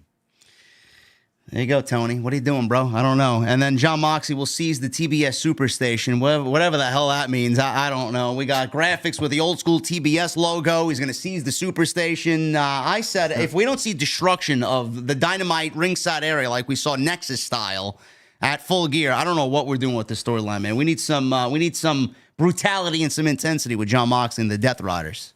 The rings, who cares about the ringside area? Who gives a shit? They tear up the ringside area every week. They need to go in the truck and tear the truck up and fucking demask Excalibur and beat up Tony Schiavone, something. I don't know. Yeah, they gotta go back to the gorilla position and grab Tony Khan and bring him out to the ring and give him a pile. Oh wait, we already saw that. I forgot about that. Yeah. What'd that lead to? Nobody. You said it yourself. You say it all the time. You don't want to see his terrible selling on television, do you? I'm not advocating for him to actually be on the show. I'm just pointing out the fact they ran an angle where the owner got dropped on his head, and what did it really lead to? But anyway. Nowhere. What we're leading to is super chats. Thank you guys very much for all of your support on the return of TNT on this Tuesday night, episode 72. You guys have been great. We hit the goal. We blew past the goal, 750. We're on our way to 800 likes. Look at that. There you go. Thank you guys for a constant 2,200 in the chat tonight. Get those super chats in. It's a great way to support the show. If you guys want to follow Jason and I on X, you guys can certainly do that. And YouTube, everything you need is linked down below in the description for his channel and social media. And please make sure you guys go check out all the content on this very channel. There's plenty of it for you guys to get lost in. And Jason and I will both be live on our respective channels tomorrow covering this fantastic episode of Dynamite that we just previewed for you guys on TNT tonight.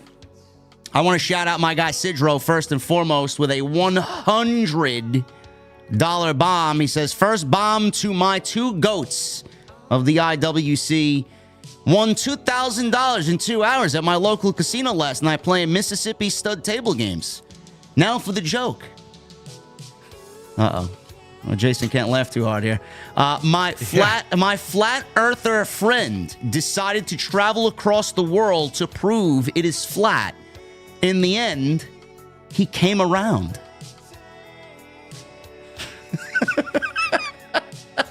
P.S. He says, I love you, Solo. Damn right. You better. There's only one tribal chief you need to pay respect to here. Thank you, Sidro. As always, brother, happy to see you in the chat. Michelle with a $2 super chat. Is Moxley's full creative control hurting AEW television? Well, we don't really know yet. We don't know where this is going. We got 5 weeks or so of this. I'm not really all that enthralled with what we're seeing, so hopefully they turn a creative corner somewhere. But right now, Orange Cassidy and Jon Moxley at Full Gear is less than enthusiastic, in my honest opinion. Yeah, and again, I think also, I'm willing to give it time to see where the story is going, but I think we also have to take a step back and realize that what they're trying to do is they're trying to build up some of the kind of homegrown ECW, homegrown AEW stars to really elevate them to another level. And I almost look at it as a rebuilding where they're trying to, whether it's them or Jack Perry or Darby Allin is one of their homegrown guys. I'm sure he's going to be next in line for Jon Moxley. They're trying to get something going with these guys. Daniel Garcia. I don't know if it's going to work or not. I think it's worth the effort to try to elevate them in some way, but you hope that they can find kind of a more interesting way of doing it. I can't say that I'm completely enthralled with the storyline so far, but I'm willing to give it some more time to see, where it goes. And the idea of is Moxley, is he doing damage to AEW television with the way that he is booking his own storyline here? As if what Tony Khan was doing before was that much better. I mean, I'm willing to give this story a chance to play out a little bit more before I write it off like the Elite stuff. Yeah, the one thing that bothers me is how predictable the match is, because even though Orange Cassidy aesthetically has come out with the blue denim and now the black denim, he's got this darker vibe to him. He needs to kind of get into that mindset to battle the Death Riders and Jon Moxley. Where does it go? He's going to lose the match. Nobody sees Jon Moxley losing the championship. Where does Orange Cassidy go after this? Does he go right to the back of the line? Does he go back and team with Tomohiro Ishii and Chuck Taylor? Where does he go? Probably, yeah. Him in the conglomeration, right? Well, I don't want to hear about that group anymore. Faction. No. Favorite faction, no? You don't like the conglomeration? No, Mark Briscoe is the only one that I want to see out of that group, and on to bigger and better things for him. Al Bundy's boss with a $4.99. Why do the seagulls fly over the sea? Because if they flew over the bay, they would be bagels. I don't know, man. Listen, am I missing something? I don't know, man. We call Solo the imposter tribal chief. You guys are trying to be cosplay Sidros, okay? There's only one jokester. Do you know who? Do you remember who Al Bundy's boss was? I'm sure when you mention it, I know it's going to be just like that. I remember. Who is it? I forgot. Gary. Yes, Gary. Yes. There's a woman. Yes. Yeah. Yes. The fabled shoe store. Gary's shoes. Joseph Morris with a $4.99. Does Triple H respect the work that Liv Morgan has done to get herself over, only just to being a stepping stone for a boring Rhea Ripley title reign? I think Triple H absolutely appreciates what Liv Morgan has done. This is the best work of her entire career, number one. Liv Morgan has, not only has she been the women's world champion for a good chunk of the year, she just got put over, for whatever it's worth, in the Crown Jewel title match. So she had 2 titles, now she's got a ring. So I would say that she's done pretty well for herself this year. They've given her, not only have they given her a lot of television time, apparently she just re-signed a new 5-year deal. So I think she's doing well. Any complaints that she wrestled Nia only to team with Nia at Survivor Series? I could complain about that. Is it worth it? There's a lot of things that don't necessarily make sense when it comes to this WarGames booking on either side. But is it worth it? No. Is it worth it? I mean, probably not, but the match isn't official yet, so we'll have to wait and see if they end up on the same side. Cake with a $5 super chat. Triple H is trying to take the wheel from the IWC based on what he's booked for Survivor Series. Why else would he book Priest and Gunther instead of Punk? Why would you do Gunther and Punk though? Like, how do you get out of that? You can't. Punk's not winning the title, so that's just a foolish match to book unless he's going to win. Punk not at Survivor Series is quite surprising, but I wouldn't have done Punk and Gunther this early, honestly. Well, do you think he shows up like he did last year? Maybe he shows up at the end or something? I think he'll be there, yeah. David Thiering with a $10 super chat. What's up, JD Solo? After a SmackDown review, an episode of The Sound Off, and then a Raw review on Monday, Solomonster, how is your mouth holding up? Hopefully you are continuing to get better. Hashtag TNT. Thank you, David. Thank you, David. David's always very concerned. I'm okay. I have some stitches in my mouth, which is why every time JD says we got a Sidro joke here, I'm like, oh boy. I can't smile too wide here. Be a little sympathetic tonight, Sidro. Yeah, have sympathy. Al Bundy's boss, once again with a $4.99. Why did wrestlers bring a sheet of paper to their match in case they wrestled The Rock? Now, listen, man, you're 0 for 2, bro. Okay? Gary. At least that one I get. Oh, my God, man. Cake, $2 super chat. I can see Nia win the U.S. title after a cash-in. What cash-in? Tiffany's going to cash in. You're predicting a cash-in on Nia at Survivor Series only for her to win the United States Championship in whichever match they decide that title? No. I'm done. I'm done Nia being a champion. She was better without a title. WWE HBK fan for life in the chat just wants to know our thoughts on AEW running the Hammerstein Ballroom in December. I think it's great. And I think it's something that either AEW or NXT should have already done. I'm surprised it took this long. I've been in that venue before, and it's a great wrestling venue, very intimate. But it's big enough that you can get a decent number of people in there. There's been a lot of great wrestling shows, Ring of Honor, ECW One Night Stand, ton of great events in that venue, and it's frankly the kind of venue that I would like to see AEW running more of. Not every week, but they're supposedly running Collision, a live Collision there on December 21st. Yes. The night before, they're doing Ring of Honor Final Battle in that building. But you don't want to be there, though. You want to be at the NYC Arena that night. Yes, we have the Hardy Boys. We have Matt and Jeff Hardy showing up. That's right. We got the Hardys and who knows who else. Other guests. House of Glory. That's right. December 20th. Yeah, Jason and I kind of knew that news like 3 days ago, but we couldn't really say anything. So yeah, and there may be more than just those two shows. Yeah. So there could be more stuff going on there at Hammerstein. Just stay tuned. I'm sure that news will drop soon. Cake, thank you for the 2. Dan, the Cards fan, 47 with a $4.99. I think Randy Orton should be the one to take the title from Cody. I would love to see that, but Jason over here is predicting maybe they go Kevin Owens at Survivor Series. We'll see. Joseph Morris with a $9.99. Why does Triple H insist on over-pushing Rhea Ripley? What is with you guys and over-pushing Rhea Ripley? Holy shit. Over-pushing Rhea Ripley when it should be other people and other talent that get the spotlight. It's the Raw Women's Division, not the Rhea Ripley show. What the fuck is wrong with you guys, man? What's wrong with Rhea Ripley?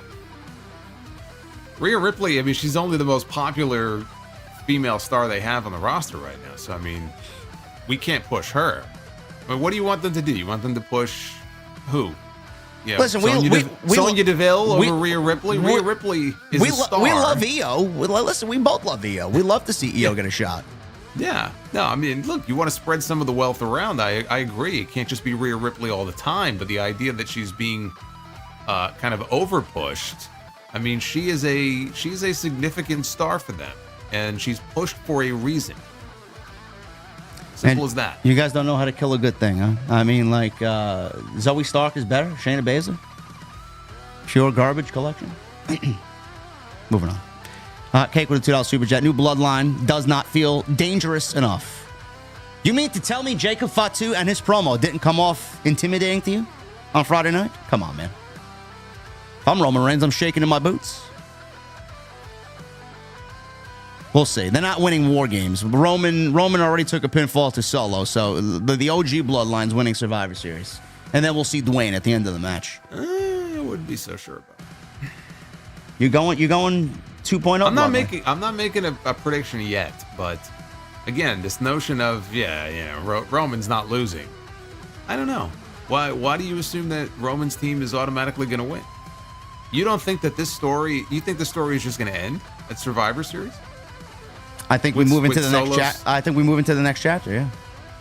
Okay, but you don't think that they might not want to move to the next chapter by doing a finish that puts even more heat on it and gives Roman maybe more of a reason to target either Solo or I mean, however it plays out. You don't think there's a possibility that somebody on the babyface team could inadvertently cost them the match or turn on Roman, turn his back on Roman, and cost them the match?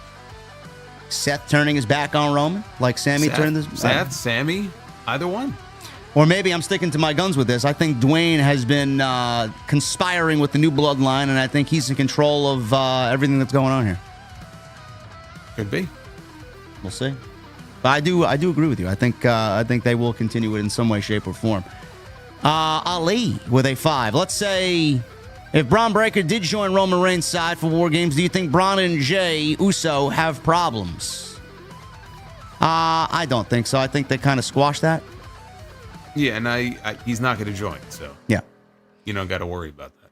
Shinobi with 21 months. Solid Monster is the 5th man. Love watching you guys every week. Hashtag OTS for life. Hashtag TNT. Thank you, Shinobi. Well, I'm not medically cleared. No. We got B Mandible with a $4.99. It will never happen, but I'd love to see Cena be number 5 for Solo. Your modern day Hogan heel turn. Well, that's quite the quite the imagination prediction you got there. Yeah.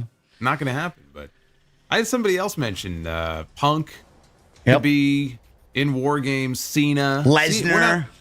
Oh, yeah, Lesnar. Yeah. Paul Heyman's going to show up and have Brock Lesnar on Roman's team. Like, you talk about some of these other picks that don't make sense. I mean, come on now. Alex with a $20 super chat. Brother JD and Solo, what are your thoughts on Cody and KO being the 5th member of each respective team, but in order to keep the WarGames match exclusive to the Bloodline, they have a massive extended brawl prior to the match? I said last night on my end, I thought Cody and KO were the perfect fits for the 5th man on each side. Jason brought up a great point that KO, if you really want to fucking put your head to it, put your mind to it, doesn't really make sense. Just like Seth doesn't make sense. So, we'll see. We talked about it earlier. We don't know what's playing out on Monday. They might have segments filmed that haven't aired in front of the live audience. We just got to wait it out. Rome Collector 84 of the 5. What if Seth does go with Team Roman? Wouldn't Bronson follow him and team with Solo to continue their feud? Yes. That is the running speculation right now. B Mandible with a $1.99. This one made Jason laugh. WrestleMania confirmed for Tokyo.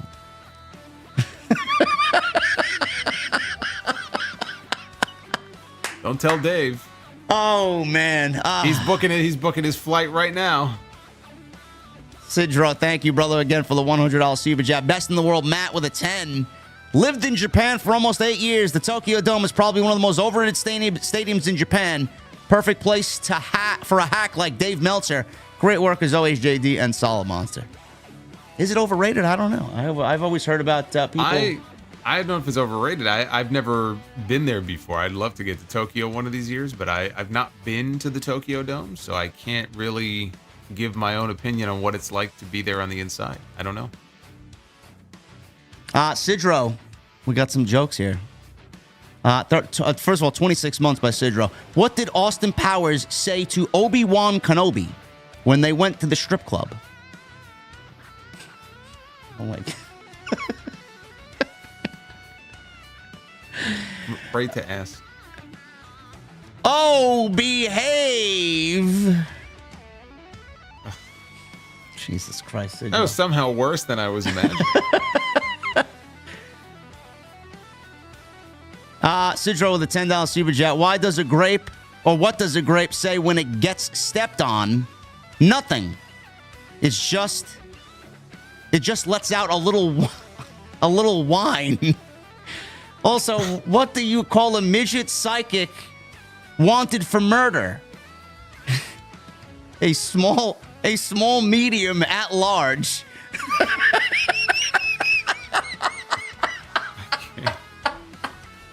Oh my God. He says hashtag no boo you suck clip tonight solo. Where does he come up with I these? don't know, man. I don't know where he gets these from. It's another one. $5 super chat. What part of your body likes to get frisky? The naked eye. Also, wondering why music was coming from my printer. Apparently, the paper was jamming.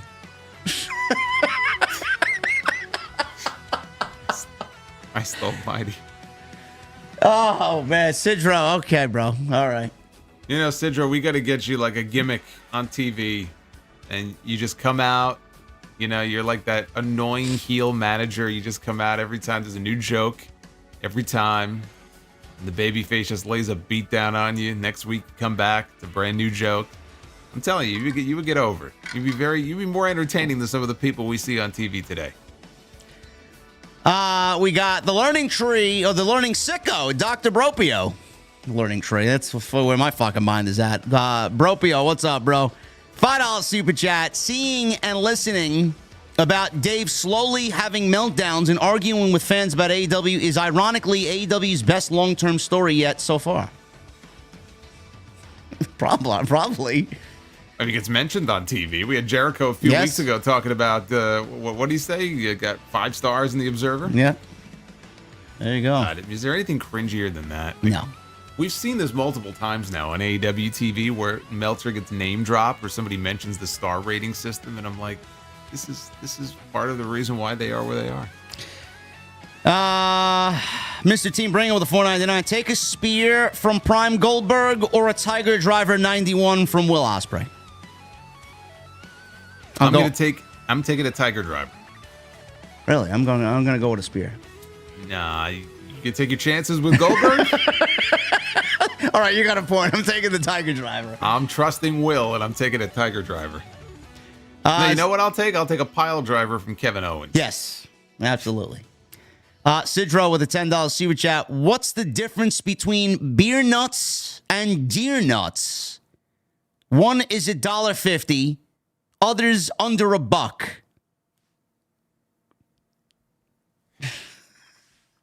Okay. And what's 2 worst illnesses to have? Alzheimer's and diarrhea. You'd be running, but can't remember where. See, you used that joke on my stream last week, so now you're recycling jokes. You'd think I wasn't going to remember that. Oh my God, is he fucking recycling shit from one show to the other? Come on, bro. I think he is. I think he recycled that one. I know that.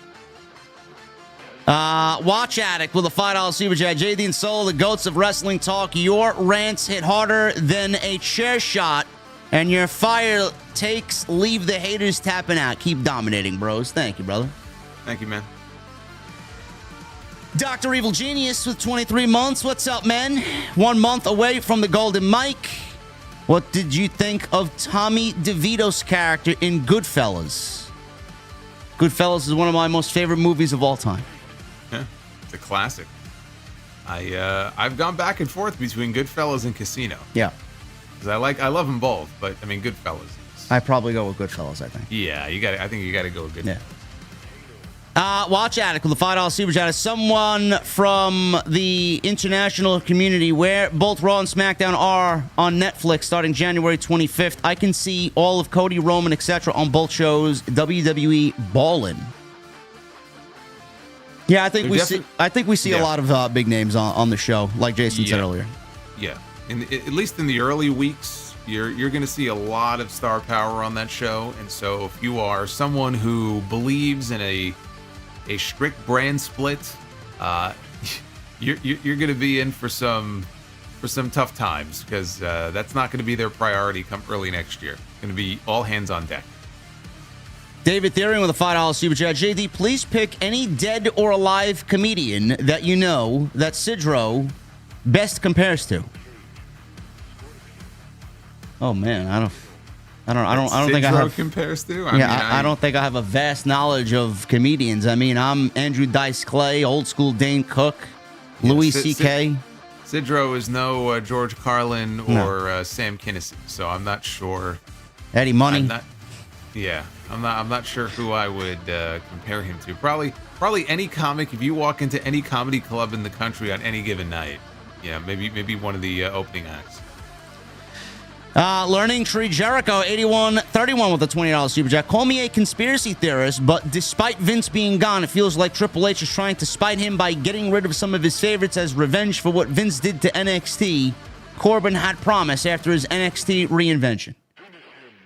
I promise you, Triple H did not, if it was even his call to make, that he did not let Baron Corbin go out of revenge on Vince McMahon.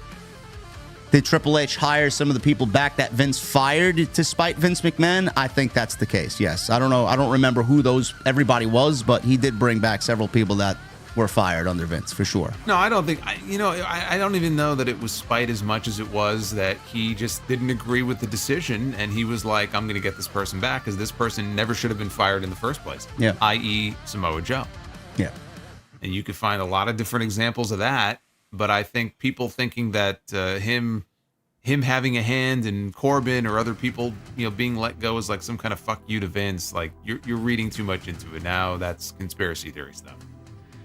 Lauren with a 31 months. TNT, the place to be. Do you think Randy Orton's injury is a work? Yes, it is. If so, will he return at WarGames or Raw on Netflix? I think he will be back before Saturday night's main events, but it depends on when we get Cody and KO announced. He may be back at Survivor Series. Yeah, I mean he won't be back before then. I can't see him being back before then. But if Owens is not going to win against Cody, but they do the match, I could see him showing up there and factoring into the match in a way that protects Owens from taking a clean loss, the way he did in the first match. Billy with a Billy bomb here, 27 months. Thank you, brother. OTS for life. Do we still see Shane O'Mac coming to AEW? I've given up on that. I don't care. I said it from day one. I have no interest in seeing Shane in AEW. I know you took a different approach, and you kind of defended it as, well, they got to try something, and maybe this could help in some way. And I said, no, keep him far away. I have no interest in seeing him on TV. So there's been no indication of that. All the speculation really kind of died down, and I'm okay with that, because whatever problems AEW may have, or you may think they have creatively, I promise you, Shane McMahon coming into the company, either as a character or, helping out creatively behind the scenes, I don't see it making a lick of difference. This is something that Tony is going to have to figure out on his own. Sidro, the $2 super chat. Some gators grow up to 15 feet, but most only have 4.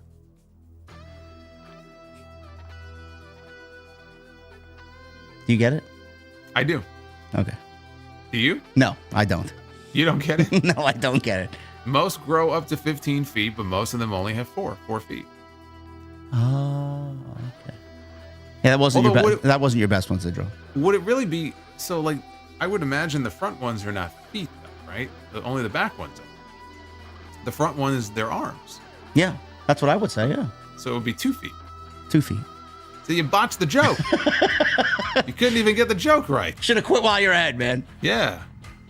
And we'll end with this one, 6 months. Thank you, Daniel. Daniel Malcolm. Cheers, JD and Solo. Appreciate what y'all do. We appreciate you being here, brother. Thank you, Daniel. All right, man. Sound us off, man. What do you got before we close out episode 72? Just on a personal note, a good friend of mine lost his mom this week, and so I was kind of hanging out with him and some of the family, and it's just one of those reminders. I lost my mom a number of years ago, and so if you are one of the lucky ones, fortunate enough to still have your mom in your life, just make sure that you take the time to see her and let her know that you love her and spend time with her, because she will not always be there, and you are very lucky to still have her in your life. There you go. Couldn't end the show in a better way, man. Words of encouragement there. Love it. Sidro, $5 super chat. Why couldn't lifeguard rescue the hippie because he was too far out, man. A tire thief is at large, and the police are working tirelessly to catch him. All right, man. We're never ending. We're getting out of here, man. You are crazy. Thank you guys for a great stream. Episode 72 in the books. We will be back with you next week for episode 73. Make sure you guys please leave a thumbs up. Leave a comment on the video. Sound off in the comment section. It is yours. Let us know what you thought of all the top stories that we discussed here on episode 72. And Jason and I will see you back next week. Same time, same channel, 8:30 p.m. Eastern, right here on Tuesday Night Titans. We'll see you guys later.